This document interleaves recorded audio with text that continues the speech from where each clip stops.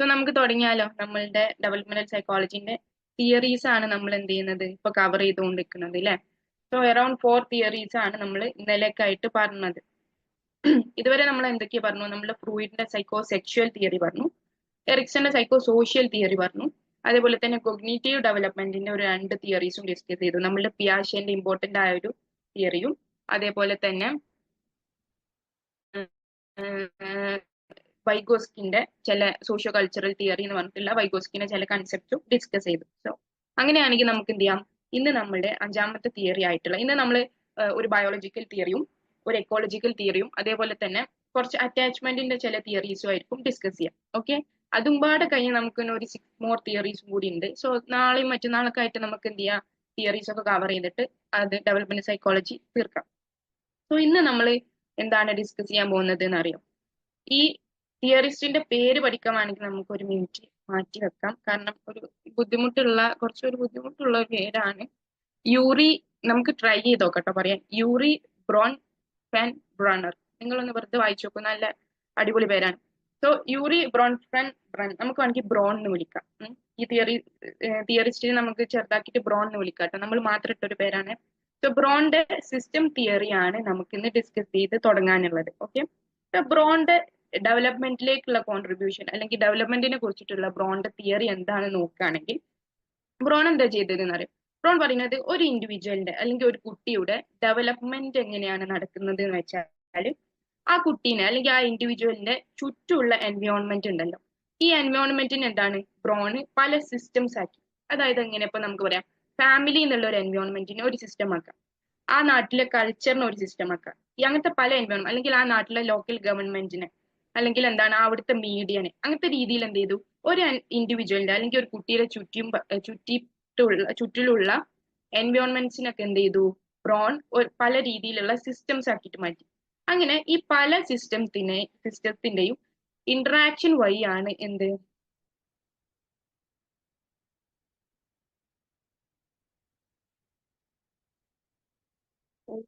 Break ആവുന്നുണ്ട് എന്നാണ് പറയുന്നത്.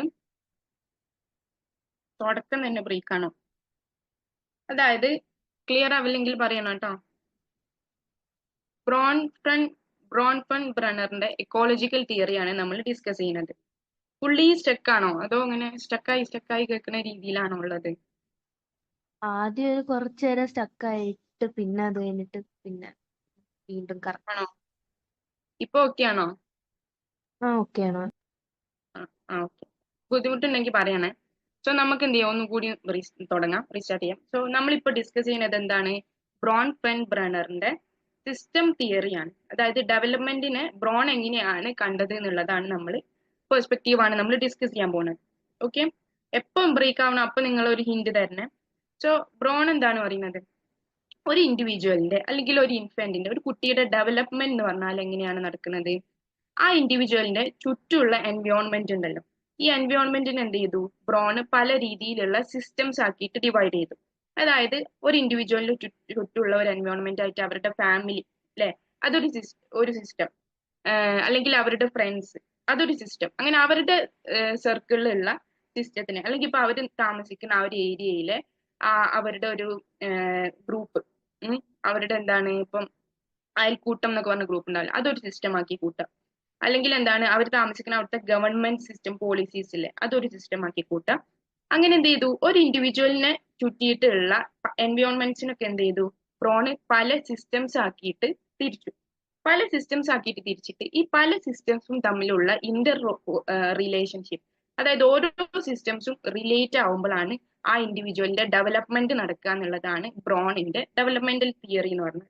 ഓക്കെ, ഇപ്പോൾ ഇതുവരെ പറഞ്ഞത് സ്റ്റക്ക് ആയിട്ടാണോ കേട്ടത്? അല്ല. അല്ല. അതാണ് ആക്ച്വലി എന്ത് ബ്രോണിന്റെ തിയറി എന്ന് പറഞ്ഞാൽ. അതായത് ഒരു ചൈൽഡ് ഡെവലപ്മെന്റ് നമ്മൾ ബ്രോൺ എങ്ങനെയാ കണ്ടത് എന്ന് വെച്ചാൽ, ഈ ചൈൽഡിന്റെ അറൌണ്ട് ആ ചൈൽഡിന്റെ ചുറ്റുമുള്ള മൾട്ടിപ്പിൾ ലെവൽസ് ഓഫ് എൻവയോൺമെന്റ്സിന്, ഫാമിലി ആവട്ടെ അവിടുത്തെ ഗവൺമെന്റ് ആവട്ടെ അവിടെ അവൈലബിൾ ആയ മീഡിയ ആവട്ടെ, അങ്ങനത്തെ പല ലെവൽസ് ഓഫ് എൻവയോൺമെന്റിന്റെ ഇന്ററാക്ഷൻ വഴിയാണ് ഒരു ഇൻഡിവിജ്വലിന്റെ ഡെവലപ്മെന്റ് നടക്കുന്നത് എന്നുള്ളതാണ് സിസ്റ്റം തിയറി എന്ന് പറയുന്നത്.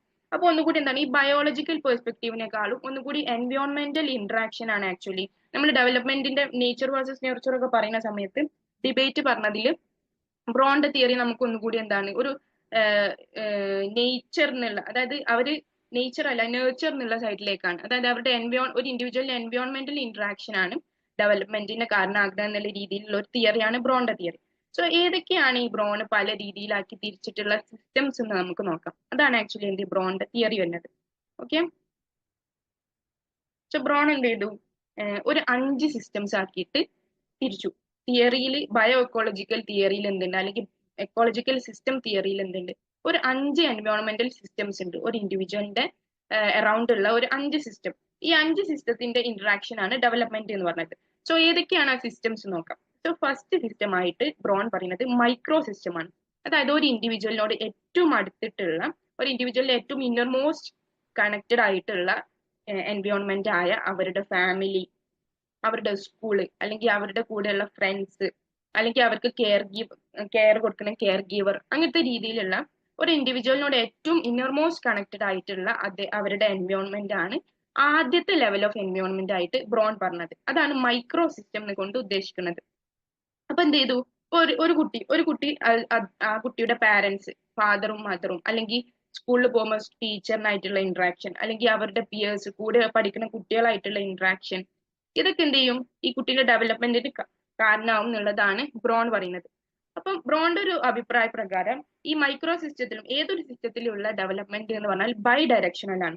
അതായത് 2 ഡയറക്ഷനിലേക്കും നമുക്ക് എന്ത് ചെയ്യാൻ പറ്റും, ചേഞ്ചസ് ഉണ്ടാവും എന്ന് വേണമെങ്കിൽ പറയാൻ പറ്റും. അതായത് എന്താണ്, ഫോർ എക്സാമ്പിൾ ഒരു കുട്ടിയുടെ സ്റ്റക്ക് ഉണ്ടെങ്കിൽ പറയണേ, ഒരു കുട്ടിയുടെ മൈക്രോ സിസ്റ്റമായ അവരുടെ ഫാമിലി. സോ അവരുടെ ഫാമിലിയിലെ പാരന്റ്സ് എന്ത് ചെയ്യുന്നുണ്ട്, ഇപ്പൊ ഈ കുട്ടിക്ക് നല്ല രീതിയിൽ കഥകൾ വായിച്ചു കൊടുക്കുന്നുണ്ട്, ഈ ബുക്കുകൾ കൊടുത്തിട്ട് ബുക്കുകളിലെ നോളജ് കുട്ടികൾക്ക് വായിച്ചു കൊടുക്കുന്നുണ്ട്. അങ്ങനത്തെ രീതിയിൽ അക്കാദമിക് ലെവലിലോ അല്ലാത്ത എന്റർടൈൻമെന്റ് ലെവലിലോ ഒക്കെ പാരന്റ്സ് നല്ല രീതിയിൽ ഇൻവോൾവ് ചെയ്തിട്ട് ഈ കുട്ടിയുടെ മൈക്രോ സിസ്റ്റം ആയ ഫാമിലി നല്ല രീതിയിൽ എന്ത് ചെയ്യുന്നുണ്ട്, ഈ കുട്ടിക്ക് നറിഷ്മെന്റ് കൊടുക്കുന്നുണ്ട് എങ്കിൽ എന്ത് ചെയ്യും, ഈ കുട്ടിക്ക് നമുക്കറിയാം നല്ല രീതിയിൽ അവരുടെ ലാംഗ്വേജ് ഡെവലപ്പ് ആവാനും കോഗ്നിറ്റീവ് ഡെവലപ്മെന്റിനും ഒക്കെ എന്ത് ചെയ്യും, ഹെൽപ്പ് ചെയ്യും അല്ലെ. അതേപോലെ തന്നെ ഇപ്പൊ കുട്ടി തിരിച്ചെങ്ങനെയാണ് ഇതിനോട് റെസ്പോൺസ് കാണിക്കുന്നത്. അതായത് ഇപ്പൊ പാരന്റ്സ് നല്ല രീതിയിൽ ബുക്കും കാര്യങ്ങളും വായിക്കുമ്പോൾ കുട്ടി ഇൻട്രസ്റ്റഡ് ആണോ, ഇൻട്രസ്റ്റഡ് ആണെങ്കിൽ എന്ത് ചെയ്യും, ഓപ്പോസിറ്റ് ആയിട്ട് പാരന്റ്സിന്റെ സൈഡിൽ നിന്നും ചേഞ്ചസ് ഉണ്ടാവും അല്ലെ. അവരെന്ത് ചെയ്യും, ഇപ്പൊ ഒരു റുട്ടീൻ വെച്ചിട്ട് എന്നും ചിലപ്പോൾ ഈ കുട്ടികൾക്ക് ബുക്ക് വായിച്ചു കൊടുക്കുക, അല്ലെങ്കിൽ കഥകൾ പറഞ്ഞു കൊടുക്കുക, അങ്ങനത്തെ രീതിയിൽ ഒരു റുട്ടീൻ ഉണ്ടാക്കുമായിരിക്കും. അതായത് ചേഞ്ചസ് എന്താണ് ബ്രോൺ പറയുന്നത്, 2 ബൈ ഡയറക്ഷണൽ ആയിരിക്കും, അങ്ങോട്ടും ഇങ്ങോട്ടും ഉണ്ടാവും എന്നുള്ള രീതിയിൽ. പണ്ട് നമ്മളൊരു പഴഞ്ചൊല്ല് പറയല്ലോ, അതായത് ഇപ്പൊ നമ്മൾ പണ്ട് കുളിക്കാൻ പോകുമ്പോൾ അലക്കുമല്ലോ, അലക്കുന്ന സമയത്ത് ഡ്രസ്സ് അലക്കുമ്പോൾ എന്ത് ചെയ്യും, ഡ്രസ്സും ക്ലീൻ ആവും, അതേപോലെ തന്നെ കല്ലും ഒന്ന് ക്ലീൻ ആവും എന്ന് പറയല്ലോ. അതേപോലെ തന്നെ എന്ത് ചേഞ്ചസ് 2 സൈഡിലും ഉണ്ടാകും, രണ്ടാൾക്കും ചേഞ്ചസ് ഉണ്ടാവും എന്നുള്ള രീതിയിലാണ് ബ്രോൺ പറയുന്നത്. കുട്ടിക്ക് എന്ത് ചെയ്യും, നല്ല രീതിയിൽ ലാംഗ്വേജും എന്താണ് കോഗ്നിറ്റീവ് ഡെവലപ്മെന്റ് ഒക്കെ ഉണ്ടാവും. അതേപോലെ തന്നെ കുട്ടിന്റെ റെസ്പോൺസ് തിരിച്ചനുസരിച്ച് എങ്ങോട്ടാണെന്ന് അനുസരിച്ചിട്ട് പാരന്റ്സിന്റെ റെസ്പോൺസ് എന്ത് ചെയ്യും, വ്യത്യാസപ്പെടും എന്നുള്ള രീതിയിലാണ് ബ്രോൺ പറയുന്നത്. ഇപ്പൊ നമുക്ക് എക്സാമ്പിൾ ആയിട്ട് ഇപ്പൊ നമ്മൾ പറഞ്ഞ പോലെ എന്താണ്, ഒരു പോസിറ്റീവ് എക്സാമ്പിളും പോസിറ്റീവ് രീതിയിൽ ഉണ്ടാവുന്ന ഒരു ഡെവലപ്മെന്റും നെഗറ്റീവ് ആയിട്ട് ഉണ്ടാവുന്ന ഒരു ഇമ്പാക്റ്റും പറയുകയാണെങ്കിൽ, ഇപ്പൊ ഈ പറഞ്ഞ പോലെ കുട്ടികൾക്ക് എന്ത് ചെയ്യുന്നുണ്ട്, നല്ല രീതിയിൽ എഡ്യൂക്കേഷണൽ ആക്ടിവിറ്റീസിലൊക്കെ ഹെൽപ്പ് ചെയ്യുന്ന പാരന്റ്സ് ആണെങ്കിൽ എന്ത് ചെയ്യും, കുട്ടീന്റെ മൈക്രോ സിസ്റ്റം അങ്ങനത്തെ ഒരു മൈക്രോ സിസ്റ്റം ആണെങ്കിൽ സ്കൂളിൽ പോകുമ്പോൾ എന്താണ്, സ്കൂളിലുള്ള ആൾക്കാർ എന്താണ്, ടീച്ചേഴ്സും ഫ്രണ്ട്സും ഒക്കെ എന്താണ് നല്ല രീതിയിൽ ഇപ്പൊ നമുക്ക് എഡ്യൂക്കേഷണൽ ആക്ടിവിറ്റീസിലൊക്കെ നല്ല രീതിയിൽ ഹെൽപ്പ് ചെയ്യണ, അക്കാദമിക്സിലൊക്കെ നല്ല രീതിയിൽ ഹെൽപ്പ് ചെയ്യുന്ന ആൾക്കാരാണെങ്കിൽ എന്ത് ചെയ്യും, കുട്ടിക്ക് അതേ രീതിയിലുള്ള ഇമ്പാക്ട് ഉണ്ടാവില്ലേ. അതേസമയം എന്താണ്, ഇപ്പൊ ഈ പറഞ്ഞ മൈക്രോ സിസ്റ്റത്തിൽ തന്നെ ഒരു സിസ്റ്റമായ ഫ്രണ്ട്സ്, ഇപ്പൊ ഫ്രണ്ട്സിൽ എന്തുണ്ട്, കൂടെ പഠിക്കുന്ന കുട്ടികളൊക്കെ ഭയങ്കര, ഇപ്പൊ നമ്മൾ എറണാകുളത്തൊക്കെ ഒരു സൈക്കോളജിസ്റ്റ് എന്നുള്ള നിലക്ക് നമുക്ക് ഭയങ്കര ബുദ്ധിമുട്ടുണ്ടാവുന്ന ഒരു കേസൊക്കെ നമ്മൾ കേട്ടല്ലോ അല്ലെ, ബുള്ളിങ് കാരണം ഒരാൾ സൂയിസൈഡ് ചെയ്തു, ഒരു കുട്ടി സൂയിസൈഡ് ചെയ്തു. അപ്പൊ അതെന്താണ് ആക്ച്വലി ഈ കുട്ടിയുടെ മൈക്രോ സിസ്റ്റം ഉണ്ടല്ലോ, അതായത് കുട്ടിയുടെ പിയേഴ്സ്, ആ സ്കൂളിൽ പഠിക്കുന്ന പിയേഴ്സ് ആയിട്ടുള്ള ഒരു ഇന്ററാക്ഷൻ കാരണമാണ് കുട്ടി ആ ഒരു നെഗറ്റീവായിട്ട് ഇമ്പാക്ട് ഉണ്ടായത് അല്ലെ. സോ ഇന്നർമോസ്റ്റ് ലെവലിൽ എന്ത് ചെയ്യും, ഉണ്ടാവുന്ന ഇന്ററാക്ഷൻ വഴി, ഇന്റർമോസ്റ്റ് എൻവയോൺമെന്റ് ആയ മൈക്രോ സിസ്റ്റത്തിൽ ഉണ്ടാവുന്ന ഇന്ററാക്ഷൻ വഴി എന്ത് ചെയ്യും, കുട്ടിക്ക് ചേഞ്ചസ് ഉണ്ടാവും അല്ലെങ്കിൽ ഡെവലപ്മെന്റ്സ് ഉണ്ടാവും എന്നുള്ളതാണ് ബ്രോണ് ഫസ്റ്റ് ലെവലായിട്ട് പറയുന്നത്. ഓക്കെ, സോ എൻവയോൺമെന്റൽ ഇന്ററാക്ഷൻ ആണ് എന്ത് കുട്ടീന്റെ ഡെവലപ്മെന്റിന് കാരണമാവുന്നത്. അപ്പൊ ആദ്യത്തെ കുട്ടിയുടെ ഏറ്റവും കണക്റ്റഡ് ആയിട്ടുള്ള മൈക്രോ സിസ്റ്റം സ്റ്റക്ക് ആണോ? ഇല്ല സർ. ഓക്കെ, മൈക്രോ സിസ്റ്റത്തിലുള്ള ഇന്ററാക്ഷൻ വഴി എന്ത് ചെയ്യും, കുട്ടികൾക്ക് ഡെവലപ്മെന്റ് ഉണ്ടാവും. ഇനി ഒന്നും കൂടി നമ്മൾ ഊപ്പർ അങ്ങനത്തെ ഒന്നും കൂടി മുകളിലേക്ക് പോവാണ് കേട്ടോ. കുട്ടിയുടെ ഒന്നും ഡിസ്റ്റന്റ് ആയി ഓരോ ലെവൽസ് പറയാൻ. ഫസ്റ്റ് മൈക്രോ സിസ്റ്റം കഴിഞ്ഞാൽ പിന്നെ നമുക്ക് പറയാനുള്ള സിസ്റ്റമാണ് മീസോ സിസ്റ്റം എന്ന് പറഞ്ഞാൽ. മീസോ സിസ്റ്റം എന്ന് പറഞ്ഞാൽ പല മൈക്രോ സിസ്റ്റത്തിന്റെയും ഒരു കണക്ഷൻ ആണ് മീസോ സിസ്റ്റം എന്ന് പറഞ്ഞാൽ. അതായത് എന്താണ്, ഇപ്പൊ നമുക്ക് ഏറ്റവും ഈസിയസ്റ്റ് ആയിട്ട് കണക്ട് ചെയ്യാൻ പറ്റുന്ന ഒരു എക്സാമ്പിൾ എന്താണെന്ന് വെച്ചാൽ, ഇപ്പൊ നമ്മളുടെ ഫാമിലി പാരന്റ് മീറ്റിംഗ് ഉണ്ടാവുമല്ലോ, സ്കൂളുകളിൽ പാരന്റ്സ് മീറ്റിംഗ് ഉണ്ടാവുമല്ലോ. അത് ആക്ച്വലി എന്താണ്, ഫാമിലി എന്നുള്ള ഒരു മൈക്രോ സിസ്റ്റവും സ്കൂൾ എന്നുള്ള ഒരു മൈക്രോ സിസ്റ്റം ഇന്ററാക്ട് ചെയ്യാണ് അല്ലെ. അപ്പൊ ഈ സമയത്ത് ഇന്ത്യ ഇപ്പൊ ഫാമിലിയും സ്കൂളും ഇന്ററാക്ട് ചെയ്യുന്ന സമയത്ത് നമുക്ക് കുട്ടികൾ വീട്ടിൽ എങ്ങനെയാണ്, കുട്ടികൾ സ്കൂളിൽ എങ്ങനെയാണ്, സ്കൂളിലെ ടീച്ചേഴ്സിന്റെ അഭിപ്രായം എങ്ങനെയാണ്, അതിനനുസരിച്ച് എന്ത് ചെയ്യാൻ പറ്റും, പാരന്റ്സിന് കുട്ടികളോടുള്ള കുട്ടികൾക്ക് കൊടുക്കുന്ന ഹെൽപ്പിലും ഒക്കെ മാറ്റം വരുത്താൻ പറ്റൂലെ. അതാണ് മീസോ സിസ്റ്റം. അപ്പൊ മീസോ സിസ്റ്റം കാരണം, അതായത് മൈക്രോ സിസ്റ്റങ്ങൾ ഇന്ററാക്ട് ചെയ്യുമ്പോൾ എന്ത് ചെയ്യും, കുട്ടികളിൽ ഡെവലപ്മെന്റ് ഉണ്ടാവും എന്നുള്ളതാണ് ബ്രോൺ പറയുന്നത്. മനസ്സിലായോ? അതായത് ഇപ്പൊ ഒരു പാരന്റ് ആക്റ്റീവായിട്ട് കുട്ടികളുടെ സ്കൂൾ ലൈഫിൽ സ്കൂൾ ടീച്ചേഴ്സിനോടൊക്കെ കണക്ട് ചെയ്യുന്ന ഒരു പാരന്റ് ആണെങ്കിൽ എന്ത് ചെയ്യും, അല്ലെങ്കിൽ ഇപ്പൊ സ്കൂൾ പാരന്റ് ടീച്ചർ മീറ്റിംഗിലും കോൺഫറൻസിലും അല്ലെങ്കിൽ സ്കൂളിൽ ഉണ്ടാവുന്ന ഇവന്റ്സിലും ഒക്കെ നല്ല പങ്കെടുക്കുന്ന ഒരു പാരന്റ് ആണെങ്കിൽ എന്ത് ചെയ്യും, കുട്ടികൾ ഒന്നും കൂടി അക്കാദമിക്കലി അവർ ഒന്നും കൂടി ബെറ്റർ ആയി പെർഫോം ചെയ്യും അല്ലെ. അതാണ് രണ്ട് മൈക്രോ സിസ്റ്റം കണക്ട് ചെയ്ത് മീസോ സിസ്റ്റം ആകുമ്പോൾ എന്ത് ചെയ്യും, കുട്ടികൾക്ക് ഒന്നും കൂടി സപ്പോർട്ടീവ് ആയ ഒരു എൻവയോൺമെന്റ് അവിടെ ക്രിയേറ്റ് ചെയ്യും എന്നുള്ളതാണ് ബ്രോൺ പറയുന്നത്. ഇതാണ് ആക്ച്വലി എന്ത് മീസോ സിസ്റ്റം കൊണ്ട് ഉദ്ദേശിക്കുന്നത്. ഓക്കെ. അല്ലെങ്കിൽ എന്താ, വേറൊരു എക്സാമ്പിൾ പറയുകയാണെങ്കിൽ ഇപ്പൊ കുട്ടികളെ ഫ്രണ്ട്സ് എന്നുള്ള ഒരു മൈക്രോ സിസ്റ്റം, ഫാമിലി എന്നുള്ള ഒരു മൈക്രോ സിസ്റ്റം. അപ്പൊ നമ്മൾ ഈ ഫ്രണ്ട്സും ഫാമിലിയും തമ്മിൽ നല്ല രീതിയിൽ കണക്ഷൻ ഉണ്ട് എങ്കിൽ, അതായത് ഇപ്പൊ നമുക്ക് വീടുകളിലൊക്കെ വന്ന് കമ്പൈൻ സ്റ്റഡി നടത്തുക അങ്ങനത്തെ രീതിയിലുള്ള പരിപാടികളൊക്കെ ഉണ്ടെങ്കിൽ ഇപ്പൊ നമുക്ക് പാരന്റ്സിന് മനസ്സിലാവും ഇവരുടെ ഫ്രണ്ട്സ് ആയിട്ടുള്ള അവരുടെ ഇന്ററാക്ഷൻ എങ്ങനെയാണ്, പോസിറ്റീവോ നെഗറ്റീവോ ആയ കണക്ഷൻ ആണോ, ഇവർ തമ്മിൽ എന്തെങ്കിലും ബാഡ് ഹാബിറ്റ്സ് ഇവർ കീപ്പ് ചെയ്യുന്നുണ്ടോ, അങ്ങനത്തെ രീതിയിലൊക്കെ നോക്കിയിട്ട് മോണിറ്റർ ചെയ്തിട്ട് എന്ത് ചെയ്യാൻ പറ്റും, നല്ല രീതിയിലുള്ള ഡെവലപ്മെന്റ്സ് ഈ കുട്ടിക്ക് കൊണ്ടുവരാനായിട്ട് പറ്റും അല്ലെ. അതാണ് മീസോ സിസ്റ്റം കൊണ്ട് ഉദ്ദേശിക്കുന്നത്. അപ്പൊ മീസോ സിസ്റ്റം വഴി എന്ത് ചെയ്യും, കുട്ടികൾക്ക് ഡെവലപ്മെന്റ്സ് ഉണ്ടാവും എന്നുള്ളതാണ് ബ്രോൺ പറയുന്നത്. ഇനി നമ്മൾ ഒന്നും കൂടി ഊപ്പർ പോവാണെങ്കിൽ എന്താണ് എക്സോ സിസ്റ്റം. നമ്മൾ ഫാമിലി പറഞ്ഞു, ഒന്നും കൂടി കണക്റ്റഡ് ആയിട്ടുള്ള ഫാമിലി ഫ്രണ്ട്സ് പറഞ്ഞു, ഈ ഫാമിലി ഫ്രണ്ട്സ് ഒക്കെ കണക്റ്റഡ് ആയിട്ടുള്ള മീസോ സിസ്റ്റം പറഞ്ഞു.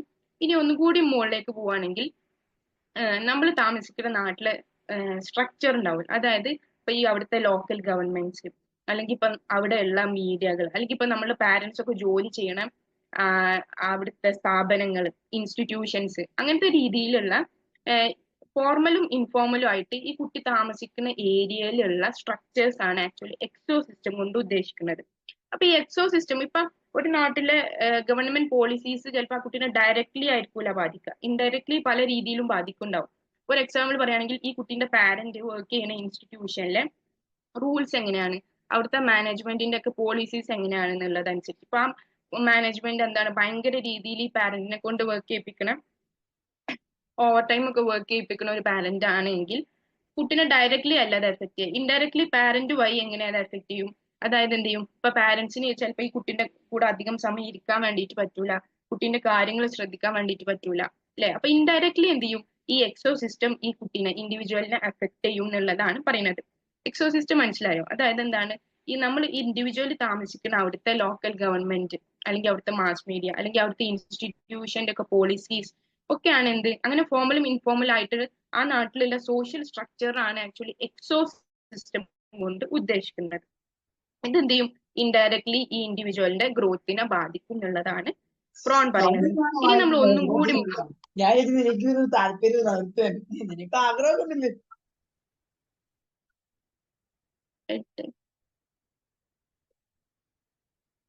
ഓക്കെ. ഇനി നമ്മൾ എന്താണ് നെക്സ്റ്റ് നമ്മൾ പറയാൻ പോകുന്നത് മാക്രോ സിസ്റ്റം ആണ്. എക്സോ സിസ്റ്റവും കഴിഞ്ഞ് എക്സോ സിസ്റ്റത്തിന്റെക്കാളും ഒന്നും കൂടി മുകളിലായിട്ട് നമുക്ക് പറയാൻ പറ്റുന്ന മാക്രോ സിസ്റ്റം. മാക്രോ സിസ്റ്റം എന്ന് പറഞ്ഞാൽ എന്താണ്, ഈ കുട്ടീന്റെ ഇൻഡിവിജ്വലിന്റെ കൾച്ചർ എങ്ങനെയാണ്, അവർ താമസിക്കുന്ന നാട്ടിലെ കൾച്ചർ എങ്ങനെയാണ്, അല്ലെങ്കിൽ അവരുടെ വാല്യൂസ് എങ്ങനെയാണ്, അവിടുത്തെ ജെൻഡർ റോൾസ് എങ്ങനെയാണ് എന്നുള്ളതാണ് മാക്രോ സിസ്റ്റം കൊണ്ട് ഉദ്ദേശിക്കുന്നത്. അതായത് ഇപ്പം ഒരു നാട്ടിലെ ഒരു പോളിസി, ഒരു അവിടുത്തെ ഒരു വാല്യൂ ആണെന്ന് വിചാരിച്ചു, പെണ്ണ് വിമൺ തീരെ ജോലിക്ക് പോകാൻ പറ്റൂല എന്നുള്ള ഒരു അങ്ങനത്തെ ഒരു എന്താണ് പോളിസിയാണ് ആ നാട്ടിൽ കീപ്പ് ചെയ്യുന്നത്, ഹോൾഡ് ചെയ്യുന്നത്. അങ്ങനത്തെ ഒരു ആറ്റിറ്റ്യൂഡാണ്, ഐഡിയോളജിയാണ് ആ നാട്ടുകാർക്കുള്ളത് എങ്കിൽ എന്ത് ചെയ്യും, എന്തായാലും അവിടെ താമസിക്കുന്ന ആ കൾച്ചറിൽ താമസിക്കുന്ന ഇൻഡിവിജ്വലിന്റെ ഡെവലപ്മെന്റിനെ അത് എഫക്ട് ചെയ്യും അല്ലെ. അതാണ് മാക്രോ സിസ്റ്റം എന്ന് പറഞ്ഞാൽ. ഇപ്പൊ അവരുടെ ജെൻഡർ റോൾസ് എങ്ങനെയാണ്, ഇപ്പം മെയിൽ ഫീമെയിലിന് എന്തൊക്കെ റോൾസ് ആണെന്നുള്ളത് എങ്ങനെയാണ് അവർ അസൈൻ ചെയ്തത്, എങ്ങനെയാണ് അവരുടെ ഐഡിയോളജീസ്, അതൊക്കെ അനുസരിച്ചിട്ട് എന്ത് ചെയ്യും, ഒരു ഇൻഡിവിജ്വലിന്റെ ഡെവലപ്മെന്റിൽ വ്യത്യാസം വരും അല്ലെ. അതാണ് മാക്രോ സിസ്റ്റം കൊണ്ട് ഉദ്ദേശിക്കുന്നത്. ഓക്കെ. സോ ഇപ്പൊ ഒരു സൊസൈറ്റിയിൽ ഒരു കൾച്ചറിൽ ഈ അച്ചീവ്മെന്റ്സിനൊക്കെ ഭയങ്കര രീതിയിൽ നല്ല എന്താ പറയാ നല്ല വില ഒക്കെ കൊടുക്കണ നല്ല വാല്യൂ ഒക്കെ കൊടുക്കണ ഒരു മാക്രോ സിസ്റ്റം ആണെങ്കിൽ എന്ത് ചെയ്യും ഒബ്വിയസ്ലി ഈ കുട്ടീന്റെ ഡെവലപ്മെന്റ് അതനുസരിച്ചിട്ടായിരിക്കും. കുട്ടി എന്ത് ചെയ്യും അതേപോലെ അച്ചീവ്മെന്റ്സ് ഉണ്ടാക്കാനും എൻകറേജ്മെന്റും കാര്യങ്ങളൊക്കെ കുട്ടിക്ക് കിട്ടും. അതാണ് മാക്രോ സിസ്റ്റത്തിന്റെ ഒരു ഇൻഫ്ലുവൻസ് ഇൻഡിവിജ്വലിന്റെ മേലിൽ ഇൻഡിവിജ്വലിന്റെ ഡെവലപ്മെന്റിൽ വരുന്നത്. ഓക്കെ, ഇനി നമ്മൾ ഒന്നുകൂടി മുകളിലേക്ക് പോവുകയാണെങ്കിൽ അഞ്ചാമത്തെ ലാസ്റ്റ് സിസ്റ്റം ആയിട്ടുള്ള ക്രോണോ സിസ്റ്റം. ക്രോണോ സിസ്റ്റം പറഞ്ഞാൽ എന്താണെന്നറിയോ? ക്രോണോ സിസ്റ്റം എന്ന് പറഞ്ഞാൽ ഈ കുട്ടിയുടെ ജീവിതത്തിൽ എക്സ്പെക്റ്റഡ് ആയിട്ടോ അല്ലെങ്കിൽ അൺഎക്സ്പെക്റ്റഡ് ആയിട്ടോ വരുന്ന ലൈഫ് ട്രാൻസിഷൻസ് ഉണ്ടാവുമല്ലോ. അതായത് എന്താണ് ഇപ്പൊ എക്സ്പെക്റ്റഡ് ആയിട്ട് ഇപ്പം കുട്ടി ചെറിയൊരു കുട്ടി സ്കൂളിലേക്ക് ഫസ്റ്റ് ഡേ ഓഫ് സ്കൂൾ, അത് കുട്ടിക്ക് അറിയാം, എക്സ്പെക്ട് ചെയ്യുന്നുണ്ട്. ഒരു ഇപ്പൊ നാളെ മറ്റന്നാളോ ഞാൻ സ്കൂളിൽ ചേരാൻ പോവാന്നുള്ള ഒരു എക്സ്പെക്റ്റഡ് ആയിട്ടുള്ള ഒരു ട്രാൻസിഷൻ ആണ് ഇതിലെ. പെട്ടെന്ന് ഹോം എന്നുള്ള ഒരു എൻവയോൺമെന്റിൽ നിന്ന് സ്കൂൾ എന്നുള്ള ഒരു എൻവയോൺമെന്റിലേക്കുള്ള ട്രാൻസിഷൻ എന്ത് ചെയ്യും ഈ കുട്ടീന്റെ ഡെവലപ്മെന്റിനെ ബാധിക്കും അല്ലെ. പോസിറ്റീവായിട്ടും ചില സമയത്ത് ചില നെഗറ്റീവ് എഫക്ട്സും ഉണ്ടാകും.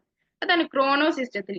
ഇനിയിപ്പോ അൺഎക്സ്പെക്റ്റഡ് ആയിട്ട് അവരുടെ പാരന്റ്സിൽ എന്തെങ്കിലും ഡിവോഴ്സ് വരിക, അല്ലെങ്കിൽ എന്താണ് നമുക്ക് പറയുകയാണെങ്കിൽ സ്കൂൾ പെട്ടെന്ന് ഇപ്പൊ പാരന്റ്സിന്റെ വർക്ക് കാരണമൊക്കെ സ്കൂളിൽ എന്തെങ്കിലും പെട്ടെന്ന് ഇതുവരെ പഠിച്ച് നമുക്ക് നല്ല ഫ്രണ്ട്സ് ഒക്കെ ഉണ്ടായിരുന്ന ഒരു സ്കൂളിൽ നിന്ന് എന്ത് ചെയ്യാണ് പെട്ടെന്ന് വേറൊരു സ്കൂളിലേക്ക് മാറ്റുക.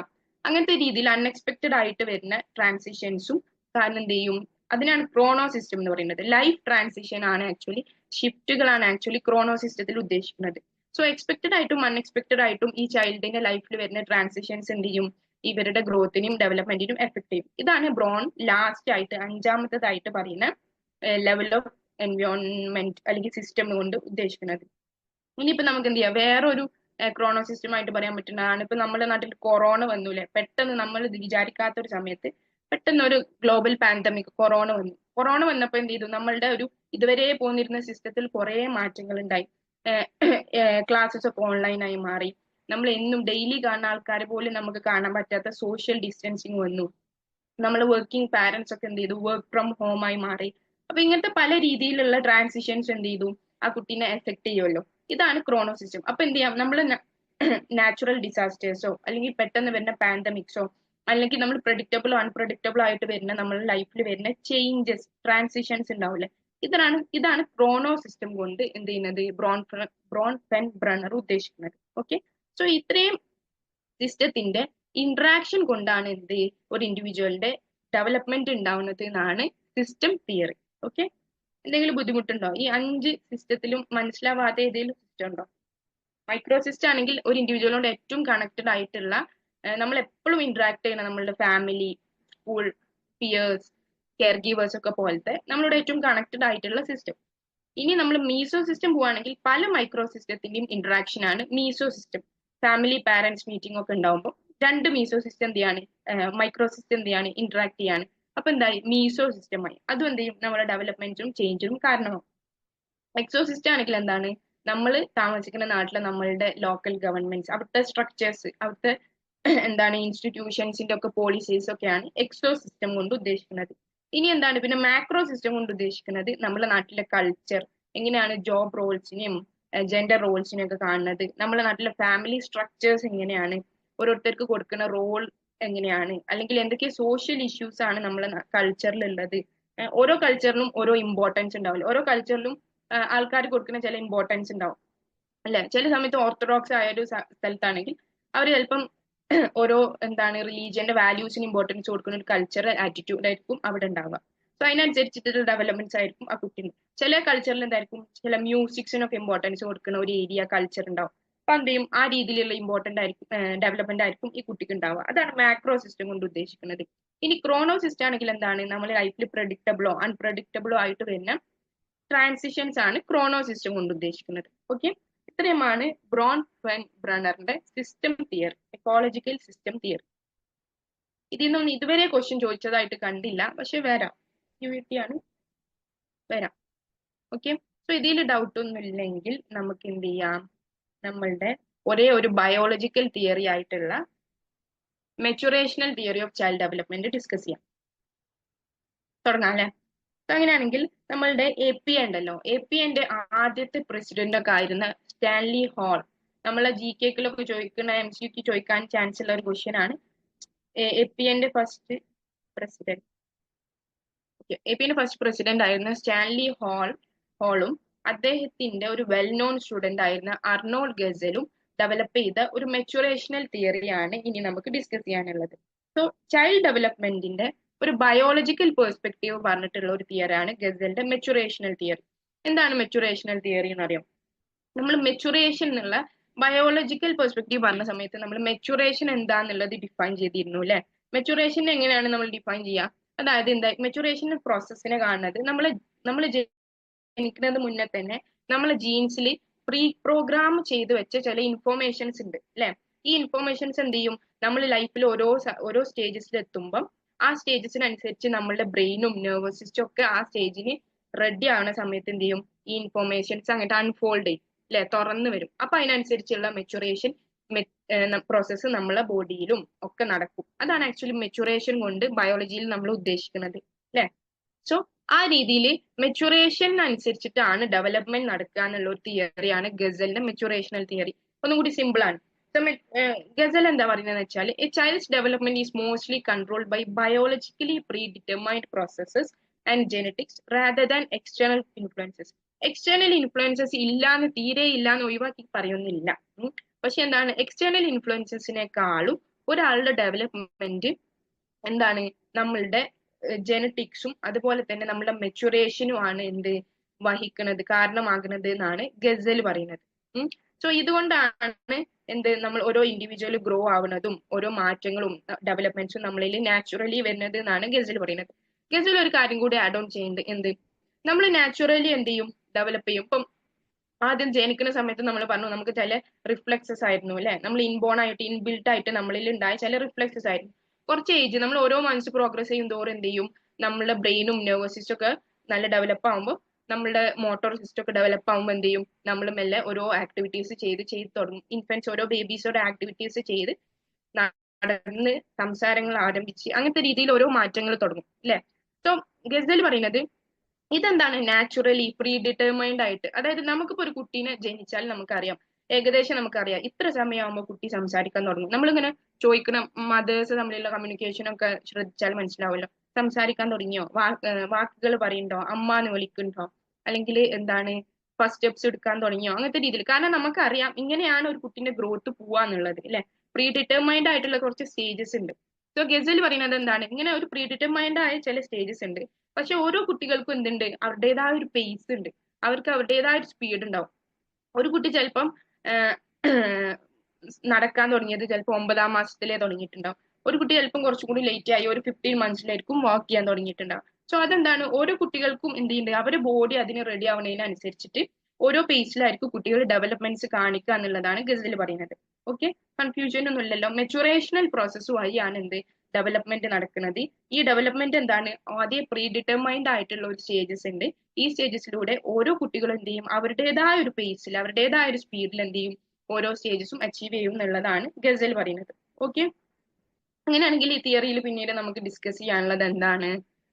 Nervous system. നമ്മൾ ബ്രെയിനും നെർവസ് സിസ്റ്റവും ചേഞ്ച് ചെയ്യുന്നതനുസരിച്ച് ഗ്രോ ചെയ്യുന്നതിനനുസരിച്ചിട്ടാണ് ഈ മാറ്റങ്ങളൊക്കെ നമുക്ക് എവിഡന്റ് ആവുക എന്നുള്ളതാണ് പറയുന്നത്. അതായത് എന്താ, അന്ന് നമ്മൾ പറഞ്ഞിട്ടുണ്ടായില്ലേ, ഇപ്പം നമ്മൾ ജനിക്കുമ്പോൾ തന്നെ കുട്ടി നടക്കുന്നില്ലല്ലോ. കാരണം എന്താണ്, ജനിക്കുമ്പോൾ തന്നെ കുട്ടിയുടെ മോട്ടോർ ഡെവലപ്മെന്റും അതിനനുസരിച്ചുള്ള നെർവസ് സിസ്റ്റത്തിന്റെ ഡെവലപ്മെന്റ് ഒന്നും അത്രത്തോളം ആയിട്ടില്ല. ഓരോ ഏജ് അനുസരിച്ചും ബ്രെയിനും നെർവസ് സിസ്റ്റം എന്ത് ചെയ്യും? ആക്റ്റീവായി ഡെവലപ്പ് ചെയ്ത് വരും. അപ്പൊ എന്ത് ചെയ്യും? നമ്മൾ ആദ്യം പ്രീ ഡിറ്റർമൈൻഡ് ആയിട്ടുള്ള മെച്ചുറേഷണൽ ഇൻഫോർമേഷൻ ആ സമയത്ത് അങ്ങോട്ട് തുറന്നു വരും. അപ്പൊ അതിനനുസരിച്ചുള്ള ചേഞ്ചസ് ഉണ്ടാകും എന്നുള്ളതാണ് ഗസൽ പറയുന്നത്. ഒരു കാര്യം കൂടി ഗസലിന്റെ കോൺട്രിബ്യൂഷൻ ആയിട്ടുള്ളതാണ് നോമാറ്റീവ് അപ്രോച്ച് എന്നുള്ളത്. നോമാറ്റീവ് അപ്രോച്ച് എന്ന് പറഞ്ഞാൽ നോംസ് എന്നുള്ള ടേം കൊണ്ടാണ് നോമാറ്റീവ് അപ്രോച്ച് എന്ന് പറഞ്ഞത്. അപ്പൊ നമ്മൾ ഗസൽ ഒരു പീഡിയാട്രീഷ്യൻ കൂടിയായിരുന്നു, ഇപ്പൊ കുട്ടികളുടെ ഒരു ഡോക്ടറാണ്. അപ്പം ഗസൽ എന്ത് ചെയ്തു? കുറെ കുട്ടികളെ ഒബ്സർവ് ചെയ്തിട്ട് എന്ത് ചെയ്തു? ഇപ്പൊ നമ്മൾ പറഞ്ഞല്ലോ നമുക്കൊരു ഏജ് ഉണ്ട് അല്ലെ, ഇത്ര മാസം ആകുമ്പോൾ എന്ത് ചെയ്യും? കുട്ടികൾ ക്രോൾ ചെയ്യും. ഇത്ര മാസം ആകുമ്പോൾ കുട്ടികൾ റിഫ്ലെക്സസ് സ്റ്റോപ്പ് ചെയ്ത് തുടങ്ങും, ഡിസപ്പിയർ ആയി തുടങ്ങും. അങ്ങനത്തെ രീതിയിൽ നമ്മൾ ഡെവലപ്മെന്റിന് ഒരു ഏജ് നോം ഉണ്ടാക്കിയത് ആരാണ്? ആക്ച്വലി ആദ്യമായിട്ട് ഒരു സിസ്റ്റമാറ്റിക് ആയിട്ടുള്ള ഒരു ഏജ് നോം ഉണ്ടാക്കിയത് ഗസലാണ്.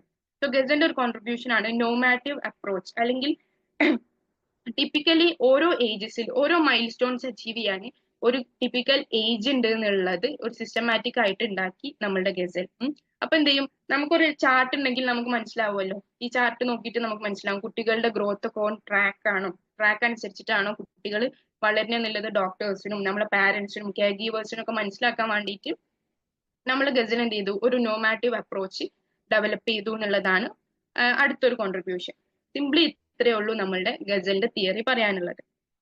ഓക്കെ, ഇതാണ് ബയോളജിക്കൽ തിയറി ആയിട്ട് നമുക്ക് നമ്മളുടെ ഈ തിയറി ഒക്കെ ആക്ച്വലി നമ്മൾ ഡാർവിന്റെ എവല്യൂഷണറി തിയറിയിൽ പെർസ്പെക്റ്റീവിൽ ഇൻഫ്ലുവൻസ്ഡ് ആയിട്ടാണ്, ഇൻസ്പയർ ആയിട്ടാണ് ഈ ഗസലും ഹോളൊക്കെ ക്രിയേറ്റ് ചെയ്തത് കേട്ടോ.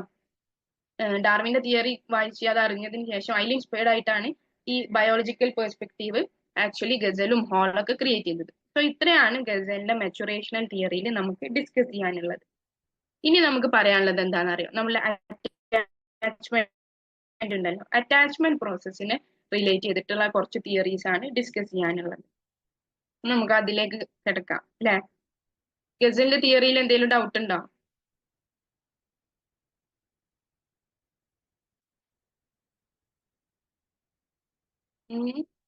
എന്നാ നമുക്ക് അറ്റാച്ച്മെന്റ് തിയറിയിലേക്ക് കടന്നാലോ? ഓക്കെ, സോ നമ്മൾ പറയാൻ പോകുന്നത് ഇനി എത്തോളജിക്കൽ പെർസ്പെക്റ്റീവ് അല്ലെങ്കിൽ ഡിഫറെന്റ് തിയറീസ് ഓഫ് അറ്റാച്ച്മെന്റ് ആണ് പറയാനുള്ളത്. സോ ഈ തിയറീസ് ഓഫ് അറ്റാച്ച്മെന്റ് പഠിക്കുന്ന സമയത്ത് നമുക്കൊരു സുഖം എന്താണെന്ന് അറിയാം, ഇവർ ഓരോ എക്സ്പെരിമെന്റ്സ് നടത്തിയിട്ടുണ്ടാവും. ഓരോ എക്സ്പെരിമെന്റ്സ് നടത്തി അതിന്റെ ഫൈൻഡിങ് ആണ് എന്ത്, യൂഷ്വലി അങ്ങനെയാണ് നമ്മൾ തിയറീസ് ഡെവലപ്പ് ചെയ്യുക. അതുപോലെ തന്നെ അറ്റാച്ച്മെന്റിൽ നമുക്ക് എപ്പോഴും ഒരു സ്റ്റോറി ഉണ്ട്, അവർ നടത്തിയ ഒരു എക്സ്പെരിമെന്റ് ഉണ്ട്, അതിന് അവർ ഫൈൻഡ് ചെയ്തത് അവരുടെ തിയറി ആയിട്ട് നമുക്ക് പഠിക്കാനും പറ്റും. അങ്ങനെയാണ് വരുന്നത്. സോ എത്തോളജി എന്ന് പറഞ്ഞാൽ ആക്ച്വലി എന്താണെന്ന് പറയാം, എത്തോളജി എന്ന് പറഞ്ഞാൽ നമ്മള് ഇൻഡിവിജ്വൽസ് അല്ലെങ്കിൽ ഹ്യൂമൻ ബീങ്സും അനിമൽസും ഒക്കെ അവരുടെ സർവൈവലിനും വേണ്ടിയിട്ട് എന്ത് ചെയ്യും, ചില ബിഹേവിയേഴ്സ് കാണിക്കും അല്ലെ. നമ്മളെ ഡാർവിനൊക്കെ പറഞ്ഞ സമയത്ത് നമ്മൾ സർവൈവ് ചെയ്യാൻ വേണ്ടിയിട്ട് എന്ത് ചെയ്യും, നമ്മൾ ചില ബിഹേവിയേഴ്സ് അഡാപ്റ്റ് ചെയ്ത് വരും അല്ലെ. അതാണ് ഈ ഇങ്ങനത്തെ രീതിയിലുള്ള ബിഹേവിയേഴ്സിനെ കുറിച്ചിട്ടുള്ള പഠനമാണ് എന്ത് ആക്ച്വലി എത്തോളജി എന്ന് പറഞ്ഞാൽ. Ethology is the study of how behaviour is adaptive four survival and how it has evolved over time. നമ്മൾ എങ്ങനെയാണ് എന്ത് നമ്മളെ സർവൈവലിന് ആവശ്യമായ ചില ബിഹേവിയേഴ്സ് ഡെവലപ്പ് ചെയ്യുന്നത് എന്നുള്ളതിനെ കുറിച്ചുള്ള സ്റ്റഡിയാണ് എന്ത് എത്തോളജി എന്ന് പറഞ്ഞാൽ. സോ എത്തോളജി, മോഡേൺ എത്തോളജിന്റെ ഫൗണ്ടേഴ്സ് ആയിട്ട്, ഫേമസ് ആയ ഫൗണ്ടേഴ്സ് ആയിട്ട് കാണുന്ന രണ്ട് പേഴ്സണാലിറ്റീസ് ഉണ്ട്. ഒന്ന് കൊണാർഡ് ലോറൻസും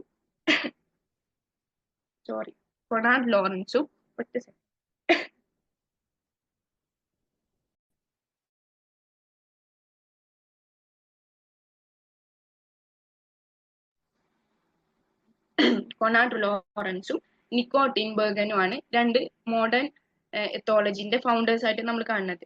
ഇതിലെ ഒരു ഫൗണ്ടർ ആയ ലോറൻസിന്റെ തിയറിയാണ് നമ്മൾ പഠിക്കാൻ പോണത്. സോ ലോറൻസ് എന്താണ് പറഞ്ഞിട്ടുള്ളത്, ലോറൻസിന്റെ മെയിൻ കോൺട്രിബ്യൂഷൻ ആണ് തിയറി ഓഫ് ഇംപ്രിന്റിംഗ് എന്ന് പറഞ്ഞാൽ. ഇംപ്രിന്റിംഗ് എന്താന്ന് പഠിക്കുന്നതിന് മുന്നേ നമുക്ക് ആ എക്സ്പെരിമെന്റ് പറയാം അല്ലെ. എക്സ്പെരിമെന്റ് എന്താണെന്ന് അറിയോ? ലോറൻസ് എന്ത് ചെയ്തു എന്നറിയോ? ലോറൻസ് ഡക്ലിങ്സ് ഉണ്ടാവുമല്ലോ, അല്ലെങ്കിൽ ഗീസസ് ഉണ്ടാവുമല്ലോ, ഗീസ് എന്ന് പറഞ്ഞാൽ നമ്മുടെ ഡക്ക് ഉണ്ടല്ലോ. അപ്പൊ ഈ ഡക്കിന്റെ കുറച്ച് വിരിയാനായ കുറച്ച് ഇതുണ്ടായിരുന്നു, എഗ്സ് ഉണ്ടായിരുന്നു. അപ്പൊ ഈ ലോറൻസ് എന്ത് ചെയ്തു, ഈ എഗ്സിനെ എടുത്തിട്ട് രണ്ട് കാറ്റഗറി ആക്കി തിരിച്ചു. അതായത് ഇവരെന്ത് ചെയ്യാണ്, ഹാച്ച് ചെയ്യാൻ വേണ്ടിയിട്ട് റെഡി ആയി നിൽക്കുന്ന കുറച്ച് എഗ്സ് ആണ്. അപ്പൊ ഈ എഗ്സിനെ രണ്ട് ഗ്രൂപ്പ് ആക്കി തിരിച്ചു. ഈ ഒരു ഗ്രൂപ്പ് ഓഫ് എഗ്സിനെ എന്ത് ചെയ്തു, ടിപ്പിക്കലി സാധാരണ എങ്ങനെയാണ് നമ്മളുടെ മുട്ട വിരിയ, ഇവരുടെ മദേഴ്സിന്റെ അടിയിൽ അവരുടെ വാമത്തും ചൂടൊക്കെ കിട്ടിയിട്ടാണ് വിരിയ അല്ലെ. അങ്ങനെ ഇത് അതേപോലെ തന്നെ കുറച്ച് എഗ്സിനെ, ഒരു ഗ്രൂപ്പ് ഓഫ് എഗ്സിനെ അവരുടെ മദറിന്റെ കൂടെ തന്നെ വെച്ച് നാച്ചുറലി ഹാച്ച് ചെയ്യുന്ന രീതിയിലേക്ക് മാറ്റി. ബാക്കി ഒരു ഗ്രൂപ്പ് ഓഫ് എഗ്സ് ഉണ്ടല്ലോ, രണ്ട് കാറ്റഗറി ആക്കിയില്ലേ. രണ്ടാമത്തെ കാറ്റഗറിനെ എന്ത് ചെയ്തു എന്നറിയാം, ലോറൻസ് എന്ത് ചെയ്തു, ലോറൻസ് ഒരു ആർട്ടിഫിഷ്യലി ലാബില് ഒരു ഇൻക്യുബേഷൻ ഉണ്ടാക്കിയിട്ട് ലോറൻസിന്റെ ലബോറട്ടറിയിൽ ഹാച്ച് ചെയ്യാൻ വേണ്ടിയിട്ട് ആ രീതിയിലുള്ള എല്ലാ സെറ്റപ്പും കാര്യങ്ങളൊക്കെ വെച്ചിട്ട് എന്ത് ചെയ്തു, അവിടെ ഹാച്ച് ചെയ്യാൻ വേണ്ടിയിട്ട് വെച്ചു. ഹാച്ച് ചെയ്തിട്ട് ഈ ബിരിയാനായി നിൽക്കുന്ന എഗ്സ് ആണ് കേട്ടോ. സോ മറ്റേ ഗ്രൂപ്പ് എന്ത് ചെയ്തു, നാച്ചുറലി അവരുടെ അമ്മേന്റെ അടിയിൽ നിന്നിട്ട് എന്ത് ചെയ്തു, ഹാച്ച് ചെയ്ത് പുറത്തേക്ക് വന്നു. മറ്റേ ഗ്രൂപ്പ് എന്താണ്, ലബോറട്ടറിയിൽ ആ ചൂടിലും വാമത്തിലും ഒക്കെ എന്ത് ചെയ്തു, ഹാച്ച് ചെയ്ത് വന്നിട്ട് ഈ വിരിഞ്ഞ മുട്ടകൾ ഉണ്ടല്ലോ, അതായത് വിരിഞ്ഞ ഡക്ലിങ്സ് ഒക്കെ ആദ്യമായിട്ട് കാണുന്ന ഇവരുടെ പാരന്റ് ആരാന്നറിയാം, ലോറൻസ് ആണ് കേട്ടോ. ലോറൻസിനെയാണ് ഇവര് പാരന്റ് ആയിട്ട് കൂട്ടുന്നത്. എന്നിട്ട് എന്ത് ചെയ്തു, ഈ ഡക്ലിങ്സിനെ പിന്നെ ഒബ്സർവ് ചെയ്യുമ്പോൾ, ഗോസ്ലിങ്സിനെ ഒബ്സർവ് ചെയ്യുമ്പോൾ ലോറൻസിന് കാണാൻ പറ്റുന്നത് എന്താന്ന് വെച്ചാൽ ലോറൻസിന്റെ എല്ലാ ആക്ടിവിറ്റീസും ആണ് ഇവർ ഫോളോ ചെയ്യുന്നത്.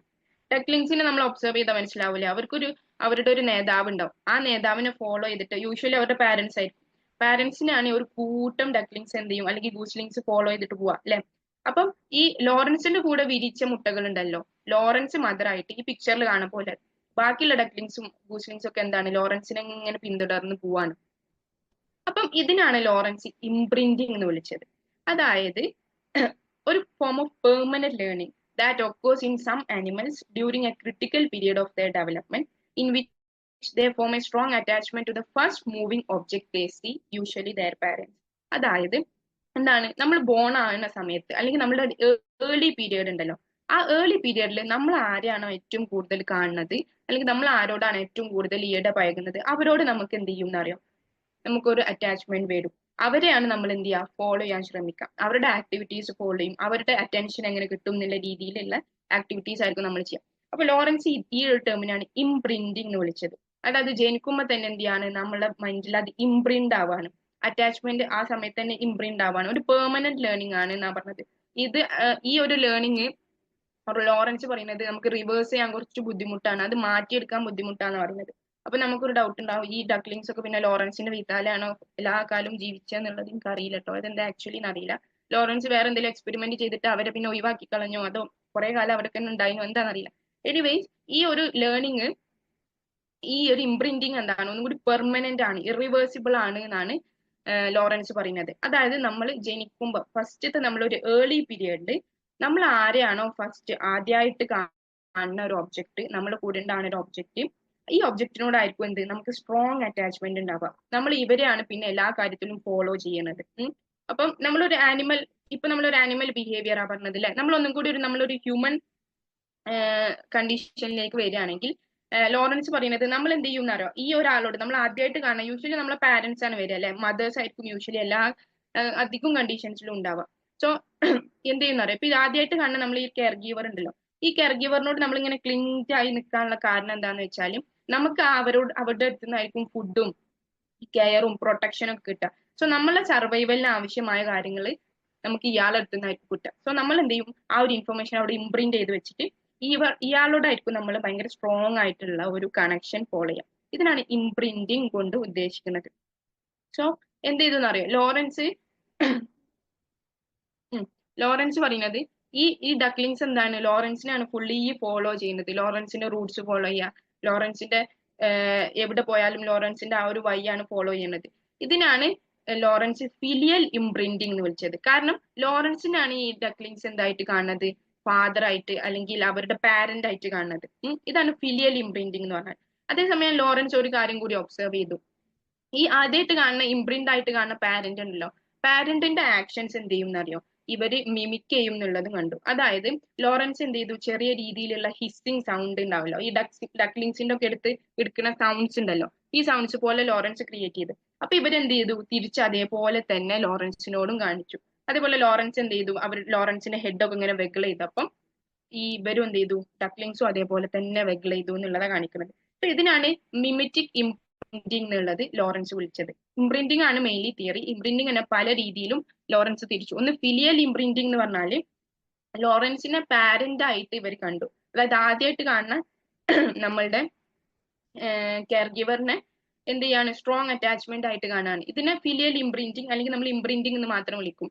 അതേപോലെ തന്നെ ഇവരുടെ സൗണ്ട്സും ആക്ഷൻസും ഒക്കെ എന്ത് ചെയ്യുക, നമ്മൾ മിമിക് ചെയ്യുക, കോപ്പി ചെയ്യുകയാണെങ്കിൽ അതിന് മിമറ്റിക് ഇംപ്രിന്റിംഗ് എന്ന് വിളിക്കും. ഓക്കെ, എന്നിട്ട് ലോറൻസ് എന്ത് ചെയ്തു എന്നറിയോ, ഒരു കാര്യം കൂടി ചെയ്തു. ലോറൻസ് ഇനി ഇത് ഉറപ്പ് വരുത്താൻ വേണ്ടിയിട്ട് ഈ ഡക്ലിങ്സിനെ മൊത്തം, ഈ സാധാ ഒരു ഡക്കിന്റെ അടിയിൽ ഹാച്ച് ചെയ്ത ഡക്ലിങ്സിനും ലോറൻസിനെ പാരന്റ് ആയിട്ട് കാണുന്ന ഡക്ലിങ്സിനും മൊത്തം എന്ത് ചെയ്തു, ഒരു റൂമിലിട്ട് മിക്സ് ആക്കിയിട്ട് ഡോർ തുറന്നപ്പം എന്താ സംഭവിച്ചതെന്നറിയോ, ലോറൻസിനെ പാരന്റ് ആയിട്ട് കാണുന്ന ഡക്ലിങ്സ് ഒക്കെ നേരെ ലോറൻസിന്റെ അടുത്ത് വന്ന് ആ ഒരു റൂട്ട് ഫോളോ ചെയ്ത്. സോ അതെന്താണ് ലോറൻസ് പറയുന്നത്, അവിടെ പെർമനന്റ് ആയിട്ട് അവരുടെ ഉള്ളിൽ ആ ഒരു പഠനം നടന്നു, ലേണിംഗ് അവിടെ നടന്നു എന്നുള്ളതാണ് ലോറൻസ് പറയുന്നത്. ഓക്കെ, ഇതാണ് എന്ത് നമ്മളുടെ ലോറൻസിന്റെ എക്സ്പെരിമെന്റ്, ഇംപ്രിന്റിംഗ് എന്നുള്ള ഒരു കൺസെപ്റ്റ്. ഇനി നമ്മൾ ഇന്നലെ ക്വസ്റ്റ്യൻ ആൻസറിൽ ഡിസ്കസ് ചെയ്തിരുന്ന ക്രിട്ടിക്കൽ പീരിയഡ് എന്നുള്ള ഒരു കൺസെപ്റ്റ് ഉണ്ടല്ലോ, അതും കൂടി ലോറൻസ് എന്ത് ചെയ്തു, ഡിസ്കസ് ചെയ്തു.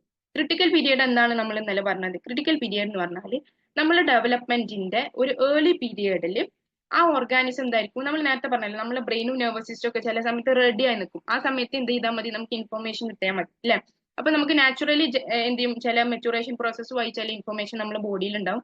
അതുപോലെ തന്നെ എന്തുണ്ട്, നമുക്ക് എൻവയോൺമെന്റിൽ നിന്ന് ചില സ്റ്റിമുലേഷൻസും ആവശ്യം വരും അല്ലെ. അപ്പൊ ഈ ക്രിട്ടിക്കൽ പീരിയഡ് എന്ന് പറഞ്ഞാൽ എന്താണ്? ഒരു സ്പെസിഫിക് ടൈം, ആ സമയത്തുള്ള ഡെവലപ്മെന്റ് ചിലപ്പോൾ നമുക്ക് പിന്നെ പ്രതീക്ഷിക്കാൻ പറ്റൂല, പിന്നെ സമയത്ത് നമുക്ക് കിട്ടൂല. അപ്പൊ നമ്മൾ എന്ത് ചെയ്യണം? ആ ക്രിട്ടിക്കൽ പീരിയഡിൽ നമ്മളെ കൊണ്ട് കൊടുക്കാൻ പറ്റുന്ന നല്ല രീതിയിലുള്ള എൻവയോൺമെന്റൽ സ്റ്റിമുലേഷൻസ് എന്ത് ചെയ്യണം? പോസിറ്റീവായ സ്റ്റിമുലേഷൻസ് നമ്മൾ കൊടുക്കണം. നമ്മൾ ഇന്നലെ ഒരാൾ വെർച്വൽ ഓട്ടീസ് ഒക്കെ പറഞ്ഞ സമയത്ത് പറഞ്ഞു അല്ലെ, അതാണ് എന്ത് ലാംഗ്വേജ് ഡെവലപ്മെന്റുമായി റിലേറ്റ് ചെയ്തിട്ട് നമുക്ക് പറയാൻ പറ്റുന്നത്. അതായത് എന്താണ്? കുട്ടികൾ സംസാരം തുടങ്ങുന്ന, ലാംഗ്വേജ് ഡെവലപ്പ് ആവുന്ന സമയത്ത് നാച്ചുറലി അവരുടെ നെർവസ് സിസ്റ്റം ബ്രെയിനും ഒക്കെ അതിന് ഡെവലപ്പ് ആയി നിൽക്കുന്ന സമയത്താണ് അവർ സംസാരിച്ച് തുടങ്ങുക അല്ലെ. അപ്പൊ നമ്മളെ പാട്ടിൽ നമ്മൾ എന്ത് ചെയ്യണം? എൻവയോൺമെന്റൽ സ്റ്റിമുലായിട്ട് നമ്മൾ നല്ല രീതിയിൽ അവരോട് സംസാരിക്കണം, നല്ല വാക്കുകൾ അവിടെ ഉപയോഗിക്കണം. അങ്ങനത്തെ രീതിയിൽ എന്താ ആവുമ്പം അതാണ് ആ ഇൻഫൻസിന്റെ ക്രിട്ടിക്കൽ പീരിയഡ്. ലാംഗ്വേജ് ഡെവലപ്പ് ചെയ്യുന്ന ഒരു ക്രിട്ടിക്കൽ പീരിയഡ് ആണ്. ഈ സമയത്ത് നമ്മൾ നല്ല രീതിയിൽ സ്റ്റിമുലേഷൻ കൊടുത്തിട്ടില്ലെങ്കിൽ എന്താവില്ല? ഇവരുടെ ഡെവലപ്മെന്റ് പ്രോപ്പർ ആയിട്ട് നടക്കൂല. ആ സമയത്ത് കൊടുക്കുന്നതിന് പകരം നമ്മൾ കുറച്ചും കൂടി കഴിഞ്ഞിട്ട്, അതായത് ഇപ്പൊ നമ്മൾ പാരന്റ്സ് ഇപ്പൊ ഇവരോട് നമ്മൾ മൊബൈൽ ഫോൺസ് ഒക്കെ നമ്മൾ യൂസ് ചെയ്തിട്ട് ഇവരോട് തീരെ സംസാരിക്കാണ്ട് നിന്ന് കുറച്ചു കാലം കഴിഞ്ഞ് അവരുടെ അഡോളസൻസിലൊക്കെ എത്തി അവർ ഭയങ്കര കുറച്ചും കൂടി പ്രശ്നക്കാരാവുന്ന സമയത്ത് അവരോട് കുറെ സംസാരിച്ചിട്ട് കാര്യമല്ല. അവരുടെ ലാംഗ്വേജ് ആ രീതിയിൽ ഡെവലപ്പ് ആവില്ല. കാരണം എന്താണ്? അവരുടെ ക്രിട്ടിക്കൽ പീരിയഡ് അവിടെ കഴിഞ്ഞു പോയി. ആ ഒരു പീരിയഡിൽ എന്ത് ചെയ്യണം? നമുക്ക് മാക്സിമം കൊടുക്കാൻ പറ്റുന്ന എൻവയോൺമെന്റൽ സ്റ്റിമുലേഷൻ നമ്മൾ എന്ത് ചെയ്യണം?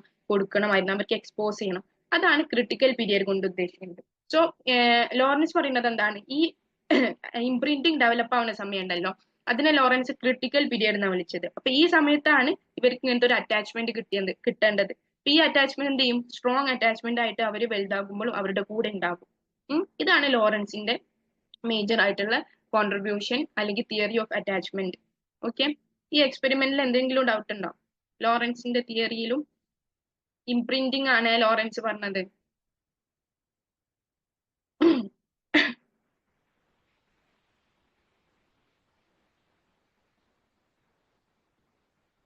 കുഴപ്പമില്ലല്ലോ, ഇംപ്രിന്റിംഗിൽ ബുദ്ധിമുട്ടൊന്നും ഇല്ലല്ലോ.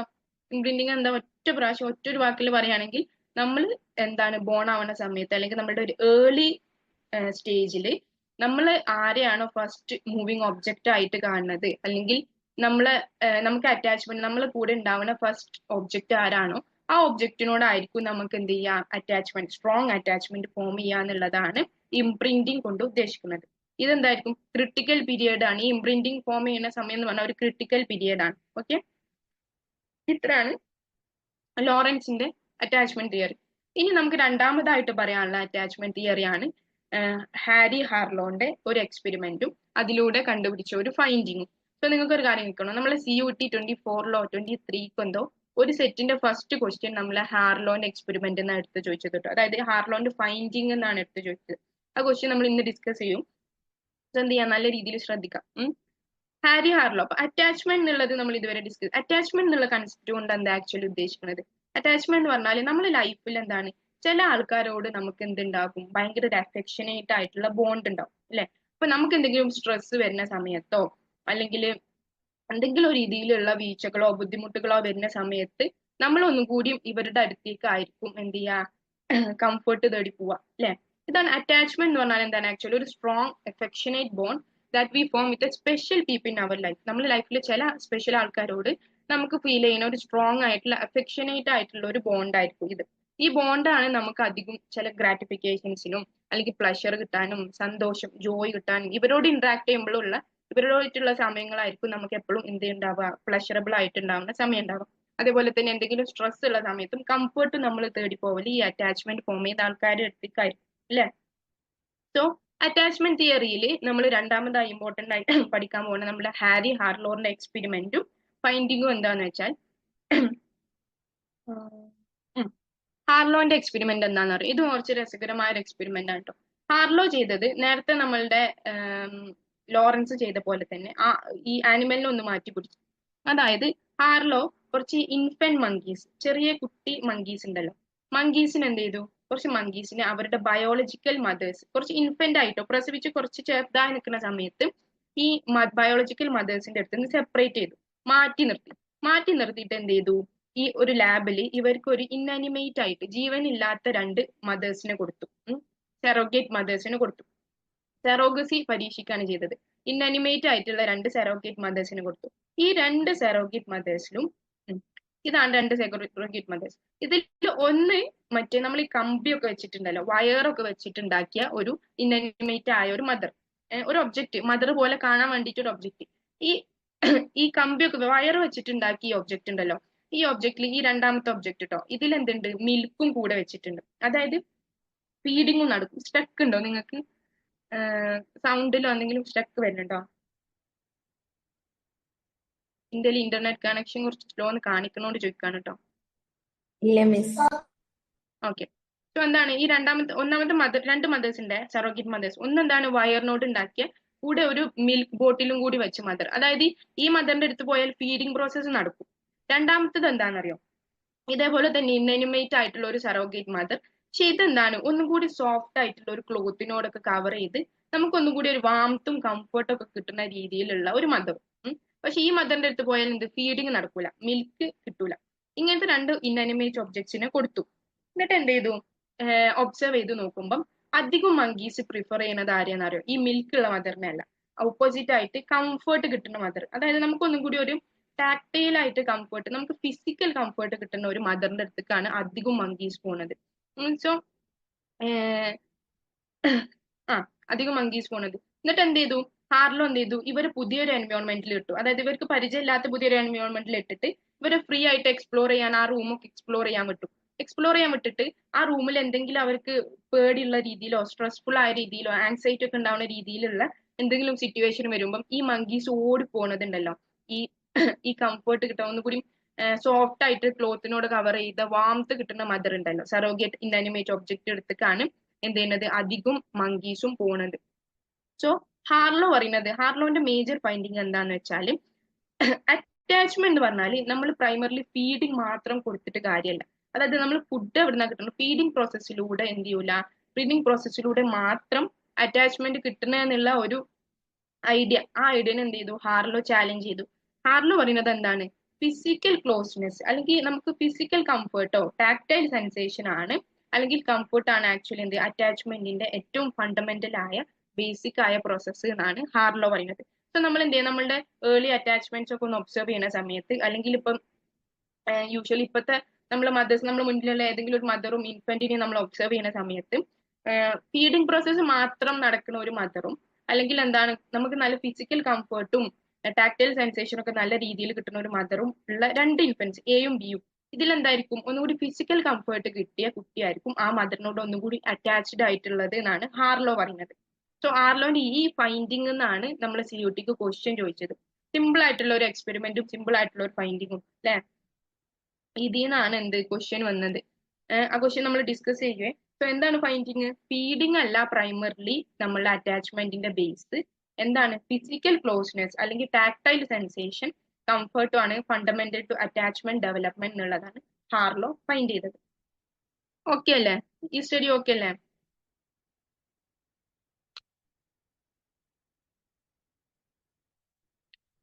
എന്തെങ്കിലും ഡൗട്ട് ഉണ്ടോ ഹാർലോന്റെ എക്സ്പെരിമെന്റിലും തിയറിയിലും? ഇല്ല. അങ്ങനെയാണെങ്കിൽ നമ്മൾ അടുത്ത തിയറി, അടുത്ത അറ്റാച്ച്മെന്റ് തിയറി ആയിട്ടുള്ള ബൗൾബിന്റെ തിയറി ഓഫ് അറ്റാച്ച്മെന്റും ഡിസ്കസ് ചെയ്യാം. ഓക്കെ. സോ ബൗൾബി എന്താണ്, ഇപ്പൊ ഇതുവരെ മറ്റവരൊക്കെ പറഞ്ഞ പോലെ തന്നെ അറ്റാച്ച്മെന്റ് എന്ന് പറഞ്ഞാൽ ആക്ച്വലി നമ്മൾ സർവൈവൽ മെക്കാനിസം, നമ്മൾ എപ്പോഴും നമുക്ക് ഫുഡും കെയറും ഒക്കെ കിട്ടാൻ വേണ്ടിയിട്ട് നമുക്ക് അങ്ങനെ ഇവിടെ സർവൈവ് ചെയ്യാൻ പറ്റുള്ളൂ അല്ലെ. സോ നമ്മൾ സർവൈവൽ പർപ്പസിന് വേണ്ടിയിട്ടാണ് ആക്ച്വലി നമ്മൾ അറ്റാച്ച്മെന്റിനെ കാണുന്നത് അല്ലെ. നമ്മൾ ഒരു ഏർലി നമ്മൾ പറയാം. ഓക്കെ. സോ ബൗൾബി എന്താ ചെയ്തത്, ബൗൾബി നമ്മളെ ലോറൻസിന്റെ ഇംപ്രിന്റിംഗ് സ്റ്റഡീസ് ഉണ്ടല്ലോ, ടെക്ലിങ്സിനൊക്കെ യൂസ് ചെയ്തിട്ടുള്ള സ്റ്റഡി. ലോറൻസ് പിന്നെ ആ സ്റ്റഡി കുറെ ആനിമൽസിൽ പരീക്ഷിച്ചിട്ടോ, മങ്കീസിലും പല ആനിമൽസിലും പരീക്ഷിച്ചു. അപ്പോഴും ഇതേപോലെ തന്നെയാണ് റിസൾട്ട് കിട്ടിയത്.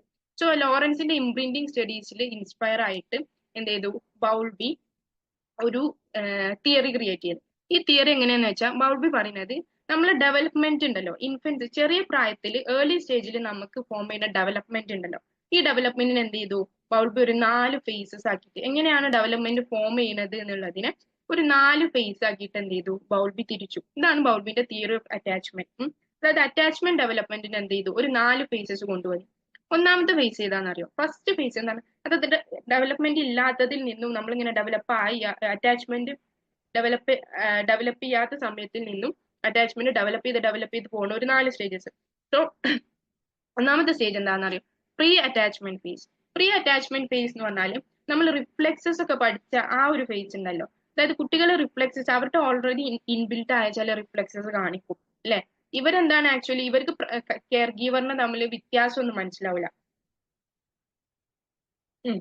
കെയർ ഗീവേഴ്സ് നമ്മൾ ഡിസ്ക്രിമിനേറ്റ് ചെയ്യാനൊന്നും പറ്റൂല ഈ ഒരു പ്രീ അറ്റാച്ച്മെന്റ് ഫേസിൽ. അതായത് ഒരു 6 വീക്സ് വരെ നമ്മൾ ഒരു ജനിച്ച് ബേർത്ത് തൊട്ട് ഒരു ആദ്യത്തെ ഒരു ഫ്യൂ വീക്സ് എന്ത് ചെയ്യും, കുട്ടികളുടെ അറ്റാച്ച്മെന്റ് എങ്ങനെയായിരിക്കും എന്ന് വെച്ചാൽ ഇവർക്ക് ഇവരുടെ കെയർ ഗീവറും അല്ലാത്ത കെയർ ഗീവർ അല്ലാത്ത ഒരു സ്ട്രേഞ്ചർ ആരാവുന്നു ഇവർക്ക് മനസ്സിലാവില്ല അല്ലെ. ചെറിയ കുട്ടികൾക്ക് അങ്ങനത്തെ രീതിയിലുള്ള വ്യത്യാസമൊന്നും വന്നിട്ടുണ്ടാവില്ല. ഇവരെങ്ങനെയാണ് അറ്റാച്ച്മെന്റ് കാണിക്കാന്ന് അറിയോ? അതായത് ഇവർക്ക് കെയർ ഗീവർ ഏത് കെയർ ഗീവർ ആയാലും അവരോട് അറ്റാച്ച്മെന്റ് കാണിക്കും. ഒന്ന് അവര് റിഫ്ലെക്സസ് വഴിയാണ് കാണിക്കുക അല്ലെ. രണ്ടാമത്തേത് എന്താണെന്നറിയോ? ഇപ്പൊ അവര് കരയും അല്ലെ. ഇപ്പം അവർക്ക് ഫുഡ് വേണമെങ്കിൽ എന്ത് ചെയ്യും, അവര് കരയും. അപ്പൊ കരച്ചിലൂടെ അല്ലെങ്കിൽ ഇപ്പൊ ഏതെങ്കിലും നമ്മൾ ആൾക്കാർ നമ്മൾ എടുക്കുമ്പോൾ നമ്മൾ എന്ത് ചെയ്യും, കുട്ടികൾ നമ്മളോട് സ്മൈൽ ചെയ്യുകയാണെങ്കിൽ അത് ആക്ച്വലി എന്ത് ചെയ്യാണ്, അവരൊരു അറ്റാച്ച്മെന്റ് കാണിക്കുക. അറ്റാച്ച്മെന്റിന്റെ ഒരു സൈനാണ് അവിടെ അവർ കാണിക്കുന്നത്. അല്ലെങ്കിൽ അവരുടെ നീഡ്സ് ഒക്കെ കാണിക്കാൻ വേണ്ടിയിട്ട് എന്ത് ചെയ്യും, അവർ പല രീതിയിലുള്ള ഇമോഷണൽ എക്സ്പ്രഷൻ കാണിക്കും. അങ്ങനെയാണ് എന്ത് ആദ്യത്തെ ഒരു പ്രീ അറ്റാച്ച്മെന്റ് ഫേസിൽ അവര് അറ്റാച്ച്മെന്റ് കാണിക്കണ അറ്റൻഷൻ സീക്ക് ചെയ്യണ ചില മാർഗങ്ങൾ. ഈ സമയത്ത് അതേപോലെ എന്ത് ചെയ്യും, കുറച്ചും കൂടി ഒരു വീക്സ് കൂടുന്തോറും കുട്ടികൾ എന്ത് ചെയ്യും, ഇപ്പൊ ചെറിയ കുട്ടികളെ ശ്രദ്ധിച്ചാൽ നിങ്ങൾക്ക് മനസ്സിലാവും. ചില സമയത്ത് അവരുണ്ടല്ലോ അവരുടെ ഒരു കെയർ ഗീവറിന്റെ സ്മെല്ലും സൗണ്ടൊക്കെ അവർക്ക് മനസ്സിലാവും അല്ലെ. അപ്പൊ കുറച്ചും കൂടി നമ്മളൊരു 6 വീക്സ് ഒക്കെ എത്തുമ്പോൾ, വീക്സ് ഒന്നും കൂടി കൂടുമ്പോൾ ഈ അറ്റാച്ച്മെന്റ് കൂടി വരുന്നതിനുള്ള ഒരു എന്താണ് ഇതായിട്ട് നമുക്ക് കാണാൻ പറ്റുന്ന ഒരു കാര്യം എന്താന്ന് വെച്ചാൽ അവർക്ക് എന്ത് ചെയ്യുന്ന അറിയോ, ഈ മദറിന്റെ അവരുടെ പ്രൈമറി കെയർ ഗീവറിന്റെ സ്മെല്ലൊക്കെ ചില സമയത്ത് ഐഡന്റിഫൈ ചെയ്യാൻ പറ്റും. പിന്നീട് ഒന്നും കൂടി വലുതാകുമ്പോൾ എന്ത് ചെയ്യും, ഫേസ് ഐഡന്റിഫൈ ചെയ്ത് തുടങ്ങും. അതേപോലെ തന്നെ വോയിസ് ഒക്കെ ചില സമയത്ത് എന്ത് ചെയ്യും, ഇപ്പൊ നമ്മൾ എത്ര അവരെ എന്താണ് പാസിഫൈ ചെയ്യാൻ ശ്രമിച്ചാലും ചിലപ്പം അവരുടെ മദറിന്റെ തന്നെ അവർക്ക് ആവശ്യമുള്ള രീതിയിൽ വരും. സോ അത്ര ഭയങ്കര രീതിയിൽ ഒരു സ്ട്രേഞ്ചറും കെയർ ഗീവർ ആരാന്നുള്ള വ്യത്യാസമൊന്നും ഇവർക്ക് ഡിസ്ക്രിമിനേറ്റ് ചെയ്യാൻ പറ്റൂല. പക്ഷെ അവരുടെ വീക്സ് കൂടുന്തോറും എന്ത് ചെയ്യും, അത് ഡെവലപ്പ് ചെയ്ത് വരും.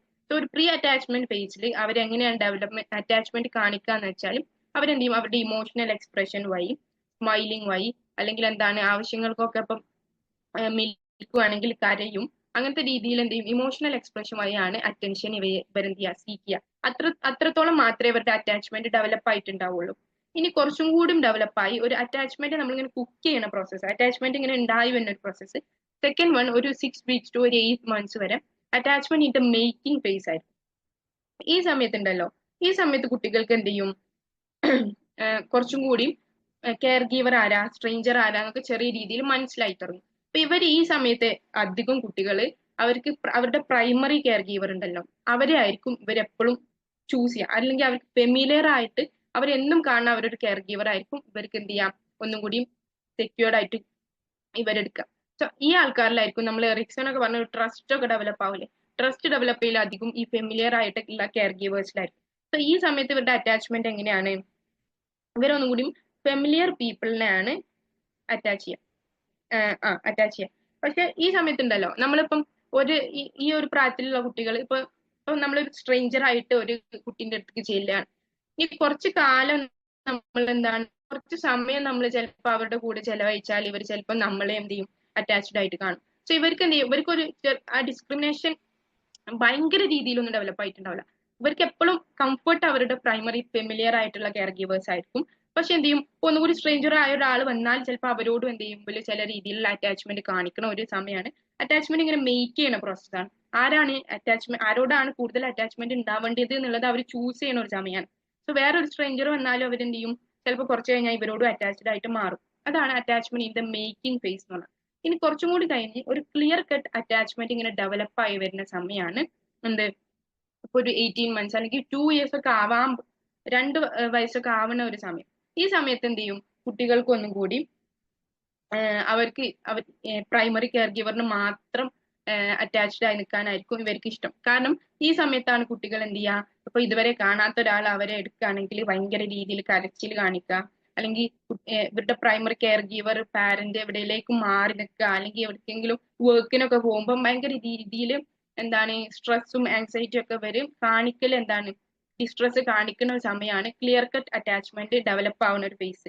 മൂന്നാമത്തെ ഫേസ് ഒരു 8 മന്ത് മുതൽ ഒരു 18 മന്ത്സ് അല്ലെങ്കിൽ ഒരു 2 ഇയേഴ്സ് വരെയൊക്കെ എന്ന് പറഞ്ഞാൽ ഇവരെന്ത് ചെയ്യും, സ്പെസിഫിക് ആയിട്ട് പ്രൈമറി കെയർ ഗീവേഴ്സിനോട് അറ്റാച്ച്മെന്റ് ഡെവലപ്പ് ആയിട്ടുണ്ടാവും. അപ്പൊ സെപ്പറേഷൻ ആങ്സൈറ്റിയും, അതായത് നമ്മുടെ കെയർ ഗിവർ മാറിപ്പോകുമ്പോഴുള്ള ഒരു ആങ്സൈറ്റി, അതുപോലെ തന്നെ സ്ട്രേഞ്ചേഴ്സിനോട് കണക്ട് ആവാനുള്ള ഒരു ആങ്സൈറ്റി ഒക്കെ ഈ നമ്മുടെ ക്ലിയർ കട്ട് അറ്റാച്ച്മെന്റ് ഫേസിലാണ് കുട്ടികൾക്ക് ഫീൽ ചെയ്യാം. അങ്ങനെയാണ് നമ്മുടെ ബൗൾബി പറയുന്നത്. ഇനി ലാസ്റ്റത്തെ അറ്റാച്ച്മെന്റ് ഫേസ് ആയ ഫോർമേഷൻ ഓഫ് റെസിപ്രോക്കൽ റിലേഷൻഷിപ്പ്. ഈ സമയത്ത് എന്ത് ചെയ്യും, നമ്മൾ അങ്ങോട്ടും ഇങ്ങോട്ടും റെസിപ്രോക്കൽ ആയിട്ട് രണ്ട് രീതിയിലേക്കും എന്ത് ചെയ്യും, അറ്റാച്ച്മെന്റ് ഡെവലപ്പ് ആയി കഴിഞ്ഞിട്ടുണ്ടാവും. ഓൾമോസ്റ്റ് എന്ത് ചെയ്യും, ഡെവലപ്പ് ആയി കഴിഞ്ഞിട്ടുണ്ടാവും ഒരു 2 വയസ്സിൽ കൂടുതലാവുമ്പോൾ. അതായത് എന്താ, ഈ സമയത്തുണ്ടല്ലോ നേരത്തെ പോലെ ഇവർക്ക് കരഞ്ഞിട്ടൊന്നും അല്ലാതെ ലാംഗ്വേജ് യൂസ് ചെയ്തിട്ട് ഇവരുടെ ആവശ്യങ്ങൾ പറയാനും, അതായത് എന്തുകൊണ്ടാണ് ഇപ്പൊ നമ്മളുടെ കെയർ ഗിവർ ഇപ്പം ഒരു ജോലിക്ക് പോകുമ്പം എന്തുകൊണ്ടാണ് കെയർ ഗിവറിന്റെ കെയർ നമുക്ക് ഇപ്പൊ ഇല്ലാണ്ടിരിക്കുന്നത് എന്നുള്ളതൊക്കെ ലോജിക്കലി കുറച്ച് ആലോചിച്ച് മനസ്സിലാക്കാനുള്ള രീതിയിലേക്ക് അവരുടെ അറ്റാച്ച്മെന്റ് എന്ത് ചെയ്യും, ഡെവലപ്പ് ആയിട്ടുണ്ടാവും. ഈ സമയത്ത് എന്ത് ചെയ്യും, ഇവർ കുറച്ചുകൂടി നെഗോഷിയേറ്റ് ചെയ്യുന്ന ഒരു ഏജ് അത്. അതായത് ഈ ഒരു റെസിപ്രോക്കൽ റിലേഷൻഷിപ്പ് 4ാമത്തെ ഒരു ഫേസ് എന്ന് പറഞ്ഞാൽ ഏത് സമയത്താണ് നമുക്ക് അറ്റാച്ച്മെന്റ് ആവശ്യം വരിക, അങ്ങനത്തെ രീതിയിലുള്ള നെഗോസിയേഷൻ ഒക്കെ നടക്കുന്ന ഒരു ഫേസ് ആണ് ആക്ച്വലി എന്ത്, ഈ 4ാമത്തെ ഫോർമേഷൻ ഓഫ് റെസിപ്രോക്കൽ റിലേഷൻഷിപ്പ് എന്ന് പറഞ്ഞിട്ടുള്ള ഒരു ഫേസ്. അപ്പൊ എന്തുകൊണ്ടാണ് കെയർ ഗീവേഴ്സ് നമുക്ക് കെയർ തരുന്നത്, ഏത് സമയത്താണ് നമുക്ക് കെയർ കിട്ടാത്തത് എന്നൊക്കെ എന്ത് ചെയ്യും, കുട്ടികൾ മനസ്സിലാക്കിയെടുക്കും. സോ ബൗൾബി പറയുന്നത് ഈ ഒരു 4 ഫേസിലൂടെ കടന്നു പോകുമ്പോൾ കുട്ടികൾ എന്ത് ചെയ്യും, അവരുടെ മൈൻഡിൽ അവരൊരു വർക്കിംഗ് മോഡൽ, ഒരു mental model അവരുണ്ടാക്കും.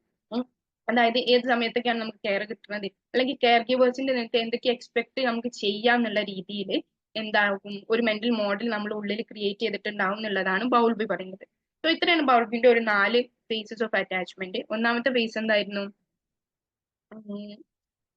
Pre attachment face. ഈ സമയത്ത് ഭയങ്കര ചെറുതായി നിൽക്കുന്ന, ബേബീസ് ആയി നിൽക്കുന്ന ഒരു സമയം. ഈ സമയത്ത് അധികം അവർക്ക് എന്ത് ചെയ്യൂല, കെയർ ഗിവർ ആരാന്നൊന്നും ഡിസ്ക്രിമിനേറ്റ് ചെയ്യാൻ തീരെ പറ്റാത്തൊരു സ്റ്റേജ് വരെ വേണമെങ്കിൽ നമുക്ക് പറയാം.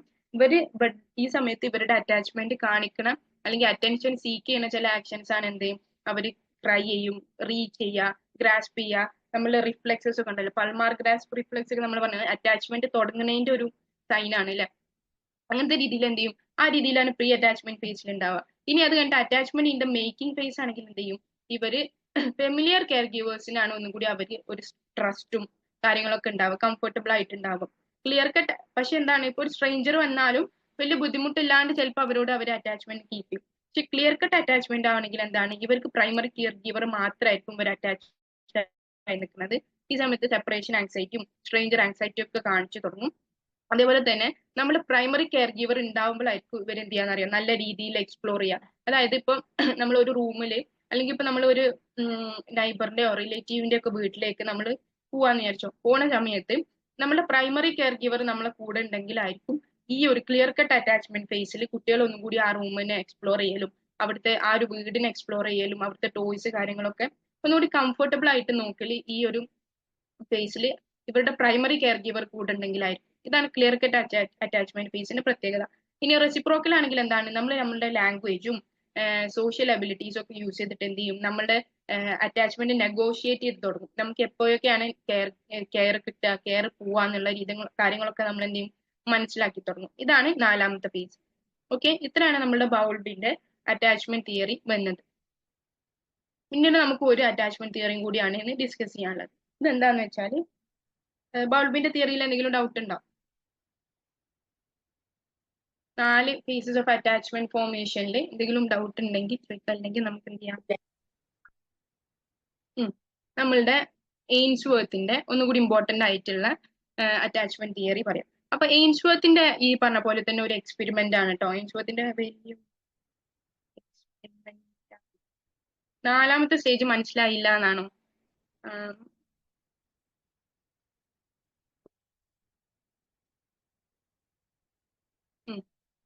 ഫോർത്ത് സ്റ്റേജ് എന്ന് പറഞ്ഞാൽ എന്താണ്, നമ്മളുടെ സ്റ്റേജിന്റെ പേര് ഫോർമേഷൻ ഓഫ് റെസിപ്രോക്കൽ റിലേഷൻഷിപ്പ്. ഈ സമയത്ത് എന്ത് ചെയ്യും, നമ്മളുടെ കോഗ്നിറ്റീവ് എബിലിറ്റീസും ലാംഗ്വേജ് എബിലിറ്റീസും ഒക്കെ ഏകദേശം ഡെവലപ്പ് ആയി വരും അല്ലെ, ഒരു 2 വയസ്സൊക്കെ ആകുമ്പോൾ. അപ്പൊ ഈ സമയത്ത് നമ്മൾ എന്ത് ചെയ്യും, നമ്മുടെ ലാംഗ്വേജ് യൂസ് ചെയ്ത് ഇതുവരെ നമ്മൾ എന്ത് ചെയ്തില്ല, നമ്മൾ എന്തെങ്കിലും നമ്മൾ അറ്റാച്ച്മെന്റ് സീക്ക് ചെയ്യണ നമ്മളുടെ വേസ് എങ്ങനെയായിരുന്നു, ചെറിയ രീതിയിൽ കരച്ചില് അല്ലെങ്കിൽ എന്തെങ്കിലും ഡിസ്കംഫർട്ട് കാണിക്കുക, അങ്ങനത്തെ രീതിയിലായിരിക്കും. പക്ഷെ ഈ 4ാമത്തെ ഫേസ് എത്തുമ്പോഴത്തേനും നമ്മൾ എന്ത് ചെയ്യുന്ന അറിയാം, നമ്മുടെ ലാംഗ്വേജ് ഉപയോഗിച്ചിട്ട് നമുക്ക് കെയർ നമ്മൾ ആവശ്യപ്പെടുന്ന രീതിയിലേക്ക് മാറും. അതായത് നമുക്ക് അതായത് ഇപ്പം നേരത്തെ കുട്ടികൾ അവർക്ക് പാരന്റ് പോണ സമയത്ത് സെപ്പറേറ്റ് ആയി പോണ സമയത്ത് എന്തെങ്കിലും രീതിയിലുള്ള കരച്ചിലോ അങ്ങനെയൊക്കെ ആയിരിക്കും കാണിക്കുക. പക്ഷെ ഈ സമയത്ത് നമ്മൾ എന്ത് ചെയ്യും, നമ്മളെ ആവശ്യങ്ങൾ എന്താണ്, അതായത് എനിക്ക് ഫുഡ് വേണ്ടത് എപ്പോഴാണ്, അല്ലെങ്കിൽ എനിക്ക് കെയർ വേണ്ടത് എപ്പോഴാന്നുള്ളത് നമ്മൾ നമ്മുടെ ലാംഗ്വേജ് യൂസ് ചെയ്തിട്ട് പറഞ്ഞു തുടങ്ങും. അതായത് നമ്മൾ കമ്മ്യൂണിക്കേറ്റ് ചെയ്ത് തുടങ്ങും നമ്മളുടെ ആവശ്യങ്ങൾ. അപ്പൊ എന്ത് ചെയ്യും, നമ്മൾ ഓപ്പോസിറ്റ് ഉള്ള പാരന്റിന് നമ്മളെ ആവശ്യങ്ങൾ ക്ലിയർ ആയിട്ട് മനസ്സിലാവും ചെയ്യും. അതിനനുസരിച്ച് റെസിപ്രോക്കൽ ആയിട്ട് എന്ത് ചെയ്യും, നമുക്ക് തിരിച്ച് കംഫർട്ട് കിട്ടുകയും ചെയ്യും. ഇതാണ് ഫോർമേഷൻ ഓഫ് റെസിപ്രോക്കൽ റിലേഷൻഷിപ്പ് കൊണ്ട് ഉദ്ദേശിക്കുന്നത്. അതായത് നമ്മൾ പറഞ്ഞല്ലോ, ഒന്നും കൂടി നെഗോഷിയേറ്റ് ചെയ്യാൻ തുടങ്ങും. നമ്മൾ കുറച്ചും കൂടി ഒരു ബാർഗെയിനിങ് പോലെ തുടങ്ങും. അതായത് എനിക്ക് കെയർ വേണ്ട സമയത്ത് നമ്മൾ പറഞ്ഞു തുടങ്ങും, എനിക്കിപ്പോ ഫുഡ് വേണം, അല്ലെങ്കിൽ നമ്മൾ സർവൈവലിനാണല്ലോ നമ്മൾ ആക്ച്വലി അറ്റാച്ച്മെന്റ് നമുക്ക് ആവശ്യം. അപ്പൊ നമ്മൾ സർവൈവലിന് ആവശ്യമായ ഫുഡ് വേണമെങ്കിൽ കെയർ വേണമെങ്കിൽ ഒക്കെ എന്ത് ചെയ്യും, നമ്മൾ നെഗോഷിയേറ്റ് ചെയ്തിട്ട് പറഞ്ഞു തുടങ്ങും. അതേപോലെ തന്നെ നമുക്ക് എന്ത് ചെയ്യും, മനസ്സിലാകും ഏതൊക്കെ സമയത്താണ് നമുക്ക് നമ്മൾ ഏതൊക്കെ രീതിയിൽ വേർബലി നമ്മൾ വേർബലി പറഞ്ഞു തുടങ്ങും കേട്ടോ ആക്ച്വലി ഈ ഒരു ഫേസിൽ. സോ ഏതൊക്കെ സമയത്താണ് നമുക്ക് കെയർ കിട്ടുക, നമ്മൾ കെയർ വന്നും പോണതും നമുക്ക് മനസ്സിലാവും. അതായത് ഇപ്പൊ പാരന്റ് സെപ്പറേറ്റ് ആയി പോവാണെങ്കിൽ ഇവര് ജോലിക്കാണ് പോകുന്നത്, അപ്പൊ ആ സമയത്ത് നമുക്ക് കെയർ കിട്ടൂല എന്നുള്ള ബോധമൊക്കെ എന്ത് ചെയ്യും, നമുക്ക് വന്നു തുടങ്ങും. അതാണ് റെസിപ്രോക്കൽ റിലേഷൻഷിപ്പിന്റെ ഫോർമേഷൻ കൊണ്ട് ഉദ്ദേശിക്കുന്നത്. ഓക്കെ,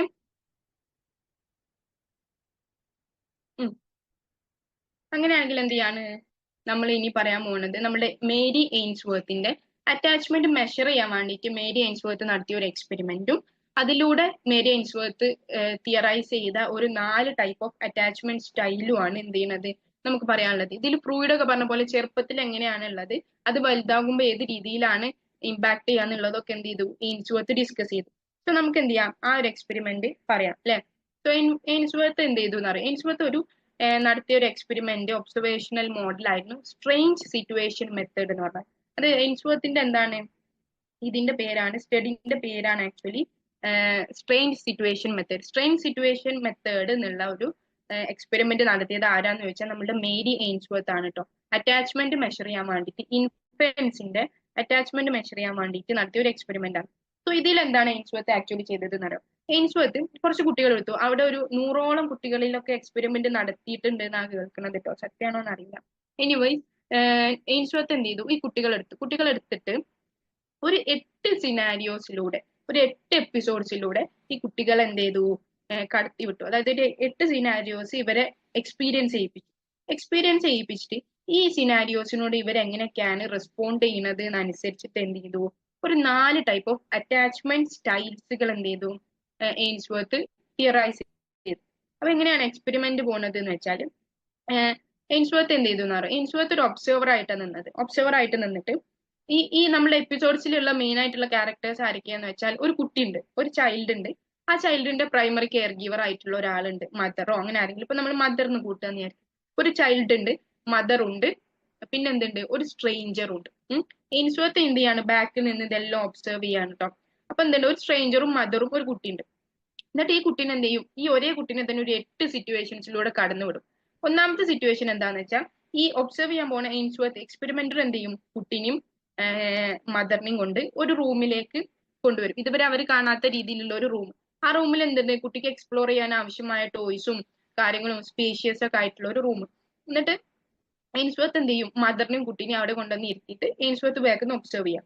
എന്നിട്ട് എന്ത് ചെയ്യും, ആദ്യത്തെ ഒരു ഇതിൽ എക്സ്പെരിമെന്റർ കൂടെ വന്ന് ഇവരെ ഇരുത്തിട്ടോ. രണ്ടാമത്തെ എപ്പിസോഡിൽ എന്താണ് ചെയ്യുന്നത്, ഈ മദറിനെയും ബേബിനെയും ഇവിടെ ഒറ്റയ്ക്ക് ഇടുകയാണ് കുറച്ച് സമയം. ഓരോ എപ്പിസോഡ്സ് 3 മിനിറ്റ് സമയം കൊടുത്തിട്ടുണ്ട് കേട്ടോ. സോ എന്താണ്, സെക്കൻഡിൽ എന്ത് ചെയ്യും, കുട്ടീനെയും മദറിനെ അവിടെ ഇട്ടിട്ട് കുറച്ച് ടോയ്സും കൊടുത്തു. എന്നിട്ട് ഈ കുട്ടി ടോയ്സിനോട് കളിക്കുന്ന സമയത്ത് എന്ത് ചെയ്യാണ്, മദർ അധികം ഇന്ററാക്റ്റും ഒന്നും ചെയ്യൂല. കുട്ടി ഒന്നും ചെയ്യാണ്ട് ഇങ്ങനെ ഇന്ററാക്റ്റ് ഒന്നും ചെയ്യാണ്ട് ഇങ്ങനെ അന്തം വിട്ട് നിൽക്കുന്ന സമയത്ത് മദർ ചെറിയ രീതിയിലുള്ള സ്റ്റിമുലേഷൻ ഒക്കെ കൊടുത്ത് കുട്ടീനെ കൊണ്ട് കളിപ്പിക്കുകയൊക്കെ ചെയ്യുന്നുണ്ട്. അല്ലാത്ത സമയത്ത് അധികം കുട്ടീനോട് ഇന്ററാക്റ്റ് ഒന്നും ചെയ്യില്ല. അതാണ് രണ്ടാമത്തെ എപ്പിസോഡ്. അതായത് മദർ ഉണ്ട്, ചൈൽഡ് ഉണ്ട്, അവര് എന്താണ് ആ ടോയ്സ് വെച്ചിട്ട് കളിക്കാൻ. മൂന്നാമത്തെ സിറ്റുവേഷനിൽ എന്ത് ചെയ്യുന്ന അറിയാം, ഇവരിങ്ങനെ ഇരിക്കുന്ന സമയത്ത് ഇതുവരെ കുട്ടി കാണാത്ത ഒരു സ്ട്രേഞ്ചർ എന്ത് ചെയ്യും, ആ സിനാരിയോയിലൊക്കെ കടന്നു വന്നിട്ട് അധികം ഒന്നും ഈ കുട്ടീനോട് ഇടപഴകാതെ ഇങ്ങനെ സൈലന്റ് ആയിട്ട് ഇങ്ങനെ നിൽക്കും. അതാണ് നമ്മളുടെ നാലാമത്തെ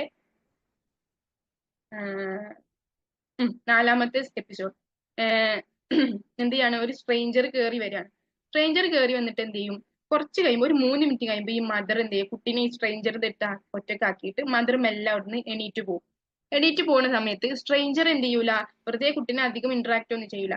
ഈ നേരത്തെ മദർ എങ്ങനെ ചെയ്തോ അതേപോലെ തന്നെ. അതായത് സ്ട്രേഞ്ചർ കുട്ടി എന്താണ് ഭയങ്കര രീതിയിൽ ഇങ്ങനെ ഒന്നും ചെയ്യാണ്ട് ഇങ്ങനെ നിൽക്കുന്ന സമയത്താണെങ്കിൽ ചെറിയ രീതിയിൽ ടോയ്സ് ഒക്കെ എടുത്ത് സംസാരിച്ച് ഇങ്ങനെ രീതിയിൽ ഇന്ററാക്ട് ചെയ്യും. കുറച്ച് കഴിഞ്ഞിട്ട് എന്ത് ചെയ്യും? കുറച്ച് കഴിഞ്ഞിട്ട് എന്ത് ചെയ്യും? സ്ട്രേഞ്ചറും കുട്ടി മാത്രമല്ല ആ ഒരു സിനാരിയോയിലേക്ക് മദർ തിരിച്ചു വരും. മദർ തിരിച്ചു വന്നിട്ട് എന്ത് ചെയ്യും? ഈ കുട്ടീന്റെ കൂടെ കുറച്ചു നേരം നിൽക്കും. എന്നിട്ട് അതേ ഈ മദർ ചെയ്ത പോലെ തന്നെ എന്ത് ചെയ്യും? സ്ട്രേഞ്ചർ അവിടുന്ന് എണീറ്റ് പോകും. ഈ എക്സ്പെരിമെന്റ് നിങ്ങൾ ഓർത്ത് വെക്കൊന്നും വേണ്ട, ജസ്റ്റ് നമ്മൾ പറയാന്നുള്ളൂ കേട്ടോ. കുറച്ച് കഴിഞ്ഞിട്ട് എന്ത് ചെയ്യും? സ്ട്രേഞ്ചർ എണീറ്റ് പോകും. അത് കഴിഞ്ഞിട്ട് എന്ത് ചെയ്യും? സ്ട്രേഞ്ചർ എണീറ്റ് പോയി ഒരു 3 മിനിറ്റ് കഴിയുമ്പോൾ മദറും എണീറ്റ് പോകും. ഇപ്പൊ ഈ കുട്ടി മാത്രമാണ് ആ റൂമിലുള്ളത്.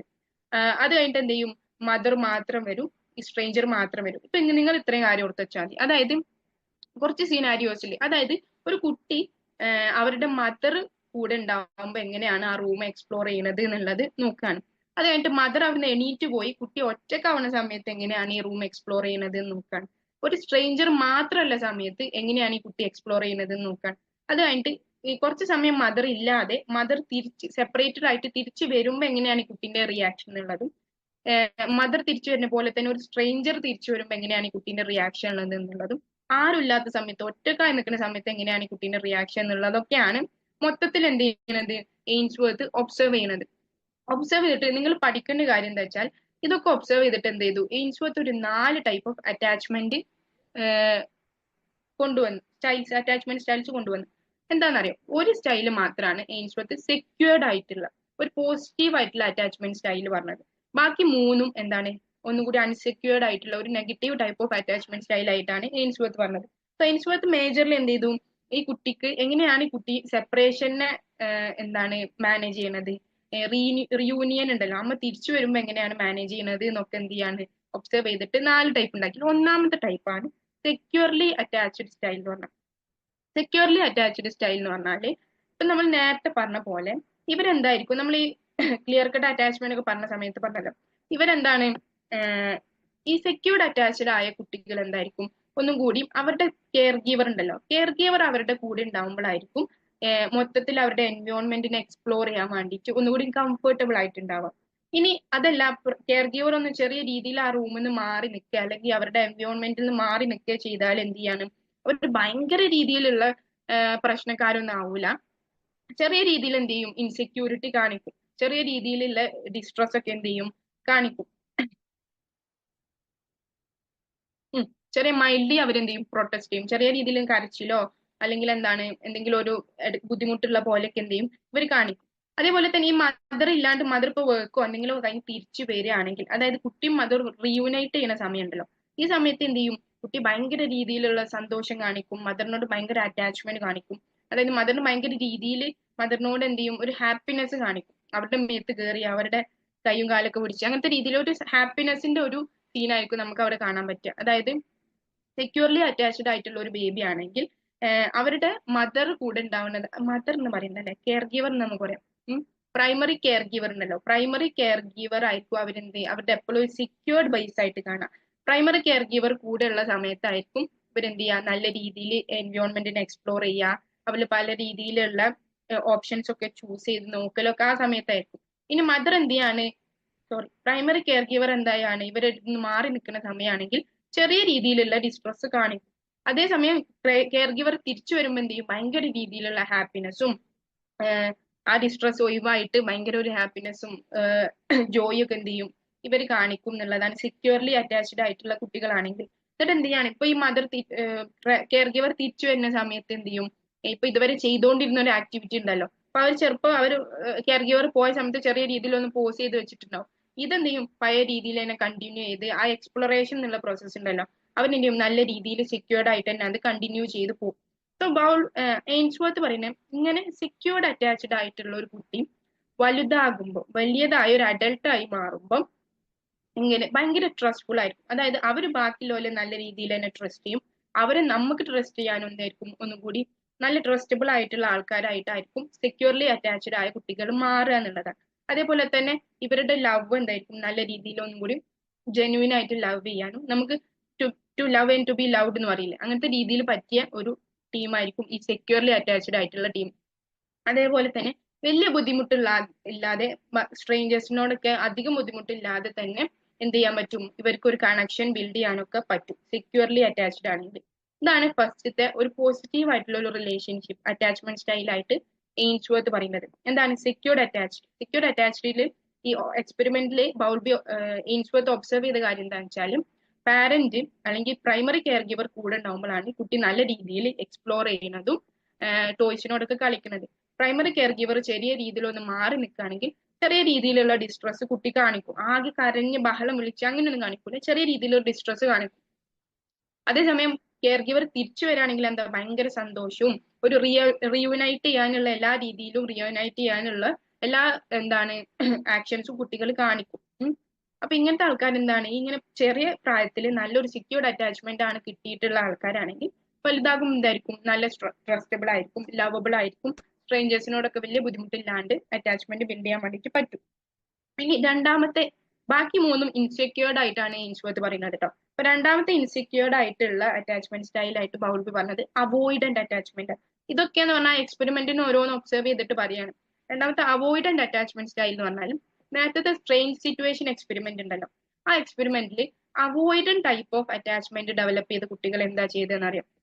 ഇവര് കെയർ ഗിവറിനോട് അധികം സംസാരിക്കൂല, സ്ട്രേഞ്ചർ വന്നാൽ അവരോട് അധികം സംസാരിക്കൂല, ടോയ്സ് കാണിച്ചു കൊടുത്ത ആ എക്സ്പ്ലോർ ചെയ്യാനുള്ള ടോയ്സും കാര്യങ്ങളൊക്കെ കാണിച്ചു കൊടുക്കുമ്പോ ഒന്നുകൂടി ഒറ്റക്ക് അധികം ബാക്കിയുള്ള ആൾക്കാരൊന്നും ഡിപ്പെൻഡ് ചെയ്യാതെ അവർ ഒറ്റക്ക് അവരുടെ കാര്യങ്ങളൊക്കെ ചെയ്ത്, അതായത് ഒരു അറ്റാച്ച്മെന്റ് അധികം സീക്ക് ചെയ്യാത്ത ഒരു ടൈപ്പ് ആയിരിക്കും ഈ രണ്ടാമത്തെ അവോയ്ഡന്റ് ടൈപ്പ് എന്ന് പറഞ്ഞാൽ.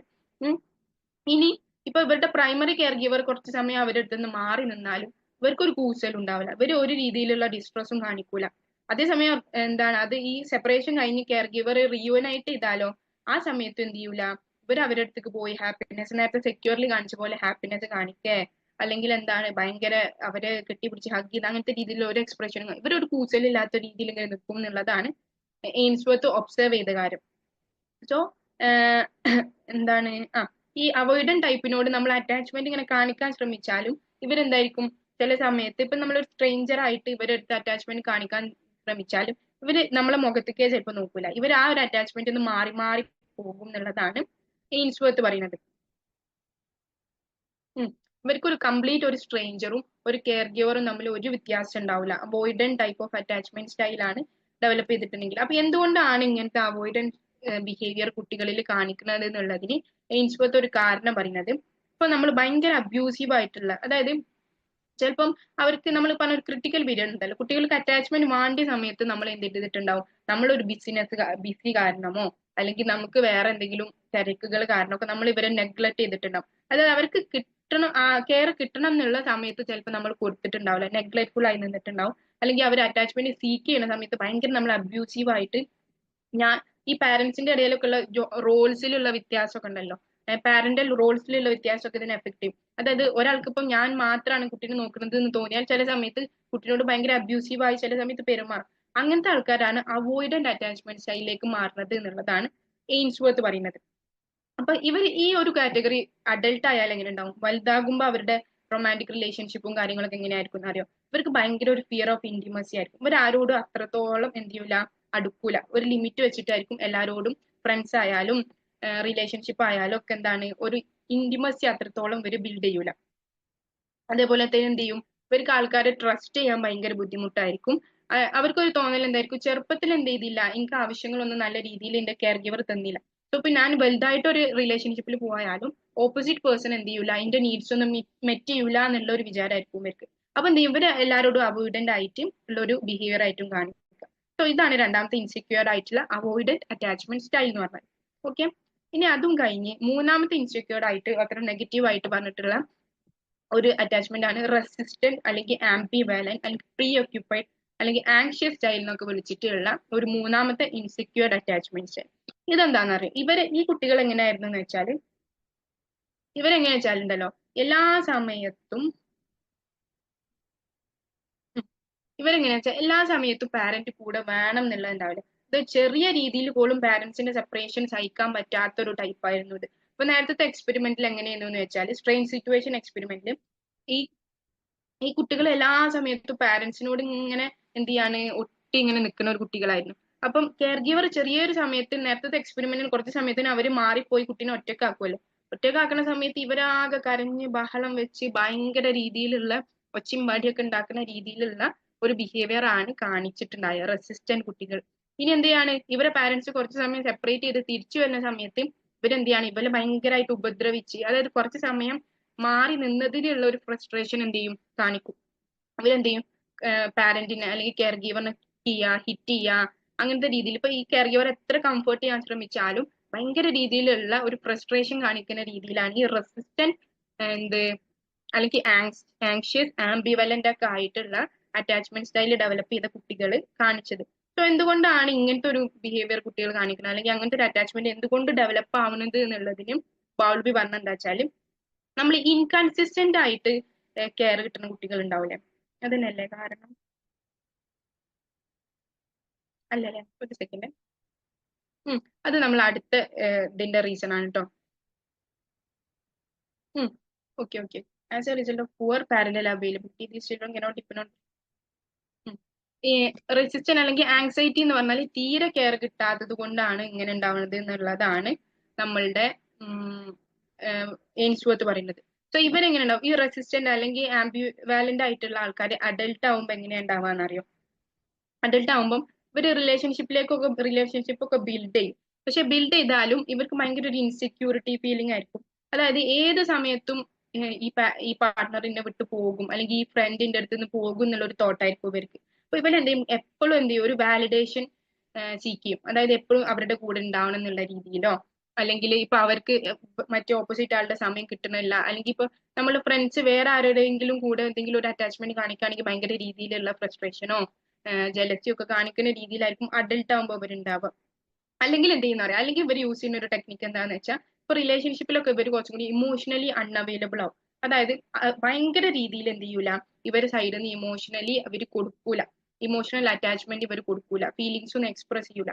കാരണം ഇവർക്ക് ഒരു പേടി ഉണ്ടാവുക, ഏത് സമയത്തും ഇയാൾ പോകും എന്നുള്ള ഒരു തോട്ടായിരിക്കും ഇവരുടെ മൈൻഡിൽ. ഇവരെന്ത് ചെയ്യൂല, ഒരു ഫിയർ ഓഫ് അബാൻഡ്മെന്റ്, നമ്മളെ അബാൻഡ്മെന്റ് ചെയ്യുന്നുള്ള, നമ്മൾ റിജക്റ്റ് ആക്കി കളയോ ഒഴിവാക്കി കളയോ എന്നുള്ള ഒരു രീതിയിൽ ഒരു പേടി ഉണ്ടാവും. കാരണം ചെറുപ്പത്തിൽ അങ്ങനത്തെ രീതിയിലുള്ള ഒരു കെയർ ആയിരിക്കും കുട്ടിക്ക് കിട്ടിയിട്ടുണ്ടാവും. അപ്പൊ എന്ത് ചെയ്യും, വലുതാവുമ്പോഴും ഇവർ എന്ത് ചെയ്യൂല, ഭയങ്കര രീതിയിൽ ഇമോഷണലി അവൈലബിൾ ആവൂല ഓപ്പോസിറ്റ് പേഴ്സണിനോട്. അങ്ങനെയാണ് ഈ റെസിസ്റ്റന്റ് ടൈപ്പ് ഓഫ് അറ്റാച്ച്മെന്റ് സ്റ്റൈലിനെ കുറിച്ചിട്ട് എയിംസ്വർത്ത് പറയുന്നത്. ഇനി അത് കഴിഞ്ഞ് നാലാമത്തെ നമ്മളുടെ അറ്റാച്ച്മെന്റ് സ്റ്റൈൽ ആയിട്ടുള്ള ഡിസോർഗനൈസ്ഡ് അറ്റാച്ച്മെന്റ് സ്റ്റൈൽ എങ്ങനെയാന്ന് വെച്ചാൽ, അല്ലെങ്കിൽ ഒന്നുകൂടി ഫിയർഫുൾ അറ്റാച്ച്മെന്റ് സ്റ്റൈൽ നമുക്ക് ഓർത്തു വെക്കാം. ഇതെങ്ങനെയാ വെച്ചാൽ, കുട്ടികൾക്ക് ഭയങ്കര പേടി. നേരത്തെ സ്ട്രെയിൻ സിറ്റുവേഷൻ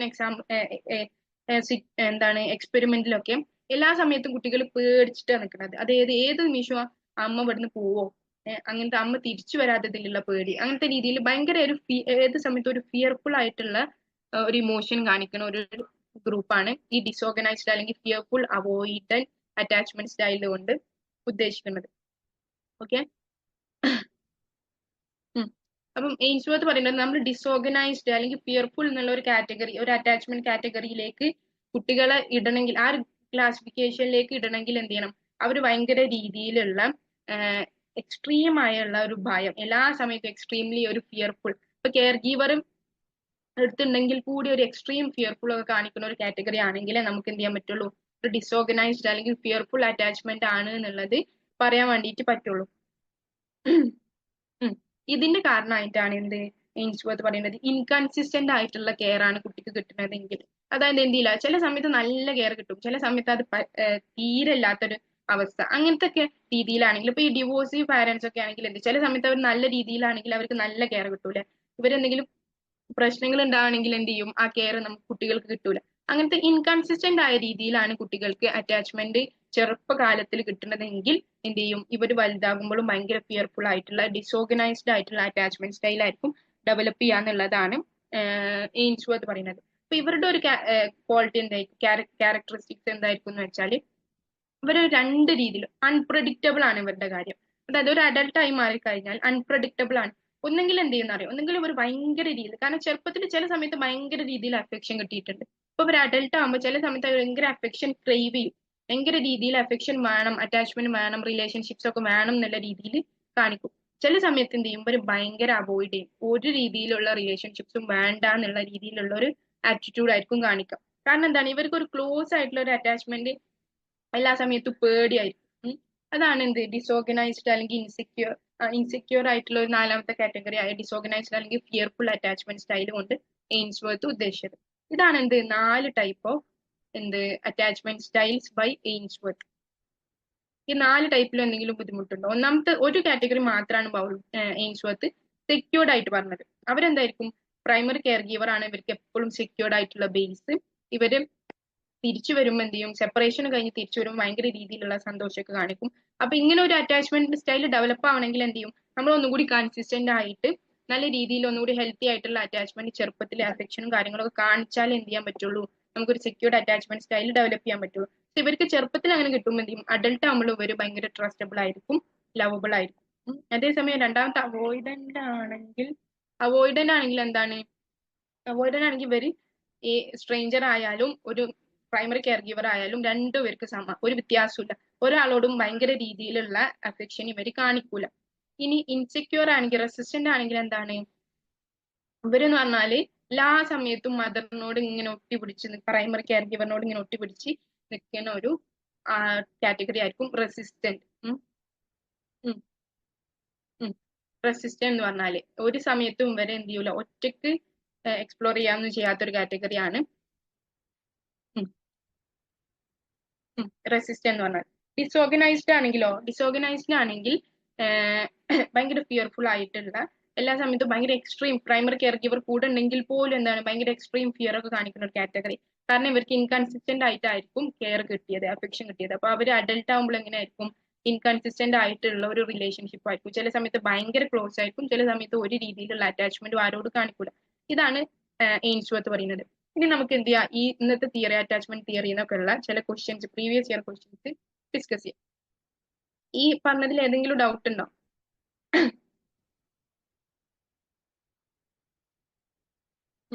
ഇല്ലാന്ന് വിചാരിക്കാം കേട്ടോ. എന്തെങ്കിലും ഒന്ന് പറയണേ. സോ നമ്മളുടെ ഇന്നലെ നമ്മൾ ബാക്കി വെച്ചൊരു ക്വസ്റ്റ്യൻ ഉണ്ടായല്ലോ, ആ ക്വസ്റ്റ്യൻ ആണ് ഒന്ന് നമ്മളുടെ പിയാഷെയുടെ തിയറിയിലെ തന്നെയാണ് കേട്ടോ. So thumbing through a book, Jamia മില്ലിയന്റെ എക്സാമിന് ചോദിച്ചൊരു ക്വസ്റ്റ്യൻ ആണ്. Thumbing through a book, picture book, identifying a variety of zoo animals would be good exercise for child to practice dash. ഈ താഴെ കൊടുത്ത ഓപ്ഷനിൽ ഇപ്പൊ നമ്മൾ ബാലരമയോ അല്ലെങ്കിൽ ഏതെങ്കിലും രീതിയിലുള്ള പിക്ചർ ബുക്കുകളൊക്കെ ഉണ്ടാവല്ലോ, കുറെ പിക്ചേഴ്സ് ഒക്കെ ഉള്ള കുട്ടികൾക്ക് കൊടുക്കുന്ന ബുക്ക്. ഈ ബുക്കുകളിലൂടെ കുട്ടികളെ കടന്നു പോകുന്നത് ആക്ച്വലി ഈ താഴെ കൊടുത്തതിൽ ഏത് ആക്ടിവിറ്റിനാണ് ഒന്നും കൂടി ഏത് എക്സസൈസിനാണ് ഒന്നും കൂടി നല്ല രീതിയിൽ എന്ത് ചെയ്യാ പ്രൊമോട്ട് ചെയ്യാന്നുള്ളതാണ് ക്വസ്റ്റ്യൻ. ഒരാളെ ആൻസർ പറഞ്ഞിട്ടുണ്ട്. എന്താണ് ആൻസർ? ഓർമ്മയുണ്ടോ?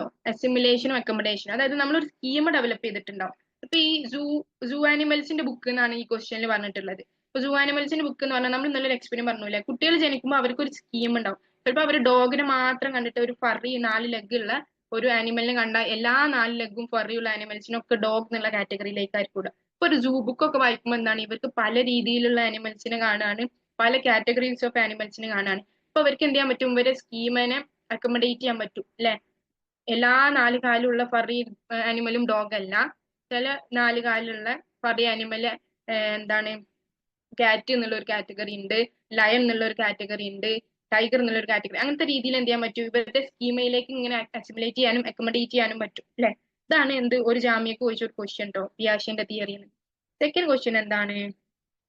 What kind of attachment, according to Ainsworth, is shown by a baby who clings to his or her mother, gets upset when the mother leaves, and demands to be picked up when at the same time kicks and pushes her away?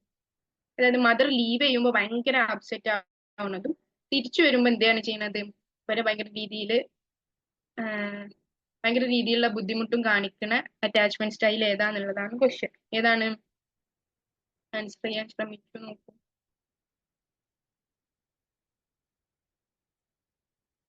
Correct ആണ്. ഏതാണ്? നമ്മളുടെ ആംബിവാലന്റിലല്ലേ നമ്മൾ അങ്ങനെ പറഞ്ഞത്. ഇവര് എന്ത് ചെയ്യൂല, പാരന്റ്സിന് ചെറിയ രീതിയിലൊന്നും മാറുന്ന ഭയങ്കര കരച്ചിലും കാര്യങ്ങളൊക്കെ കാണിച്ച് പാരന്റ്സ് തിരിച്ചു വരുമ്പോൾ എന്ത് ചെയ്യും ഭയങ്കര രീതിയിലുള്ള കച്ചറ കാണിക്കുന്ന ഒരു ഗ്രൂപ്പ് ആയിരിക്കും ഈ ആംബിവാലന്റ് എന്ന് പറഞ്ഞാൽ ഇൻസെക്യൂർഡ് ആയിട്ടുള്ള ഒരു അറ്റാച്ച്മെന്റ്. ഇതാണ് നമ്മൾ നേരത്തെ പറഞ്ഞ ഹാർലോന്റെ CUTക്ക് ആദ്യമായിട്ട് ഫസ്റ്റ് ക്വസ്റ്റ്യൻ ആയിട്ട് വന്ന ഒരു ഇയറിൽ ഫസ്റ്റ് ക്വസ്റ്റ്യൻ ആയിട്ട് ഒരു സെറ്റിൽ വന്ന ക്വസ്റ്റ്യൻ. എന്താണ്? Harry Harlow's study on baby monkeys indicate that attachment formation is related to dash. Attachment formation എന്ന് പറഞ്ഞാൽ ഹാർലോന്റെ കൺസെപ്റ്റിൽ എന്തായിരുന്നു? ടാക്ടൈൽ സെൻസേഷൻ ആണോ, നറിഷ്മെന്റ് ഫുഡ് കൊടുക്കുന്നതാണോ, മദറിന്റെ സൈസ് ആണോ, ഇങ്ങനത്തെ ഓപ്ഷൻസ് ഒക്കെ ഉണ്ട് കേട്ടോ. ഡയറക്ഷൻ ഓഫ് ഗ്രോത്ത് ആണ്. ഏതായിരുന്നു? സിമ്പിൾ ആണ്, നമ്മളിപ്പോ പറഞ്ഞത് ശ്രദ്ധിച്ചില്ലെങ്കിൽ സിമ്പിൾ ആണ്. യെസ്, കറക്റ്റ് ആണ് കേട്ടോ. ഏതാ? നമ്മുടെ ടാക്ടൈൽ സെൻസേഷൻ അല്ലേ, ഫിസിക്കൽ കംഫേർട്ട് ആണ് അറ്റാച്ച്മെന്റിന്റെ ബേസ് എന്നുള്ളതാണ് ഹാർലോ പറയുന്നത്. കറക്റ്റ് ആണ് നിങ്ങൾ പറഞ്ഞിട്ടുള്ളത്. ക്യൂട്ടിക്ക് നമുക്ക് 4 മാർക്ക് കിട്ടി. ഇനി അടുത്ത ക്വസ്റ്റ്യൻ. എറിക്സന്റെ തിയറിയിൽ, according to Erikson, the task of adolescent is dash. അഡോളസെൻസിൽ നമുക്കുള്ള ക്രൈസിസ് എന്താണ്? ഒരു കൺസിസ്റ്റന്റ് സെൻസ് ഓഫ് സെൽഫ് കാണലാണോ, ഐഡന്റിറ്റി കാണലാണോ, അതോ ഇനീഷ്യേറ്റീവ് എടുക്കുക അല്ലെങ്കിൽ ഇൻഡസ്ട്രി എന്നുള്ളതാണോ, ഇന്റിമേറ്റ് റിലേഷൻഷിപ്പ് ബിൽഡ് ചെയ്യുക എന്നുള്ളതാണോ? ഈ 4-ൽ ഏതാണ് നമ്മളുടെ കോൺഫ്ലിക്ട് അഡോളസെൻസിൽ എത്തുമ്പോൾ? എറിക്സൺ ഏതാ പറഞ്ഞത്? ഇന്നലത്തെ തിയറിയിലാണ് കേട്ടോ. ഇന്നലെ നമ്മൾ ഡിസ്കസ് ചെയ്യാണ്ട് വെച്ച ക്വസ്റ്റ്യൻസ് ആണ്. ഓർമ്മ ഉണ്ടോ?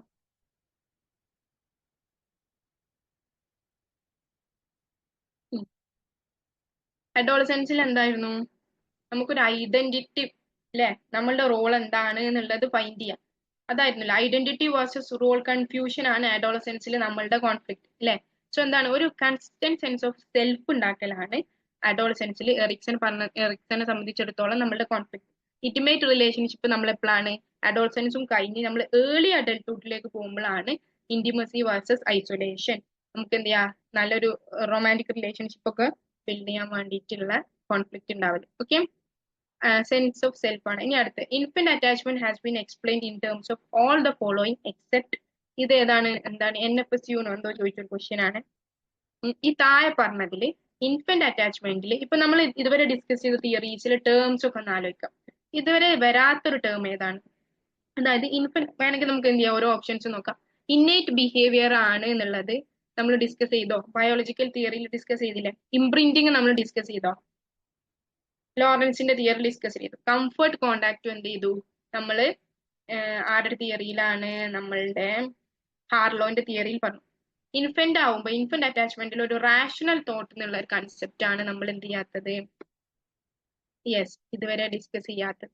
സോ നമ്മൾ ആൻസർ എന്താണ്? റാഷണൽ തോട്ട് ആണ്.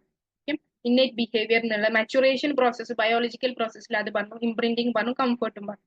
ഓക്കെ, ഇനി അടുത്ത ക്വസ്റ്റ്യൻ എന്താണോ? ഇൻ ദ സ്ട്രെയിൻ സിറ്റുവേഷൻ എക്സ്പെരിമെന്റിൽ babies would have show distress when their mother left the room but were happy upon their return. ഏതാണ്?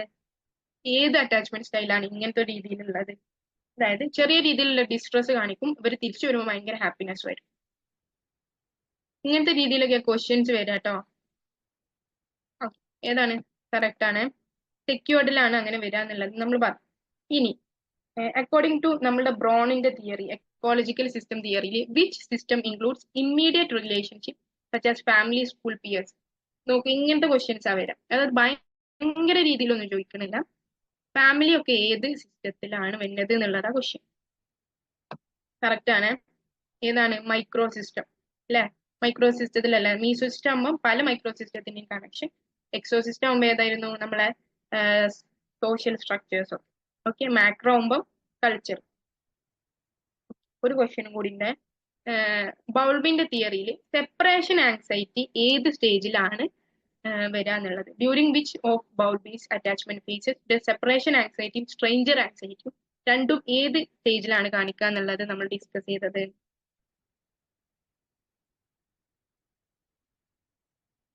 സെപ്പറേഷൻ ആങ്സൈറ്റിയും സ്ട്രേഞ്ചർ ആങ്സൈറ്റിയും ഏതാണ് നമ്മൾ പറഞ്ഞത്? ചെറിയ രീതിയിൽ ഒന്ന് രണ്ടാമത്തെ ക്ലിയർ കട്ട് അറ്റാച്ച്മെന്റ് ഫേസിലല്ലേ? നമ്മൾ ഏത് ഫേസിലാ പറഞ്ഞത്? Clear cut.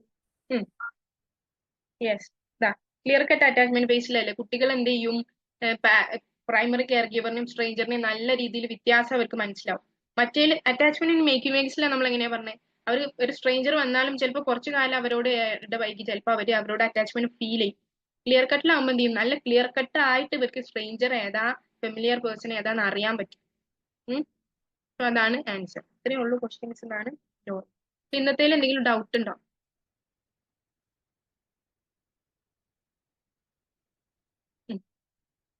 ഇന്നത്തെ ഇതിൽ എന്തെങ്കിലും ഡൗട്ട് ഉണ്ടോ? അല്ലെങ്കിൽ നമുക്ക് എന്ത് ചെയ്യാന്ന് അറിയാം, നാളെ നമ്മളുടെ ഒരു 6-7 തിയറികളും കൂടി ഉണ്ട് കേട്ടോ.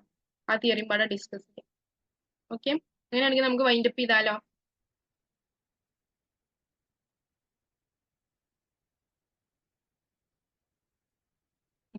വൈൻഡ് അപ്പ് ചെയ്യാം അല്ലേ?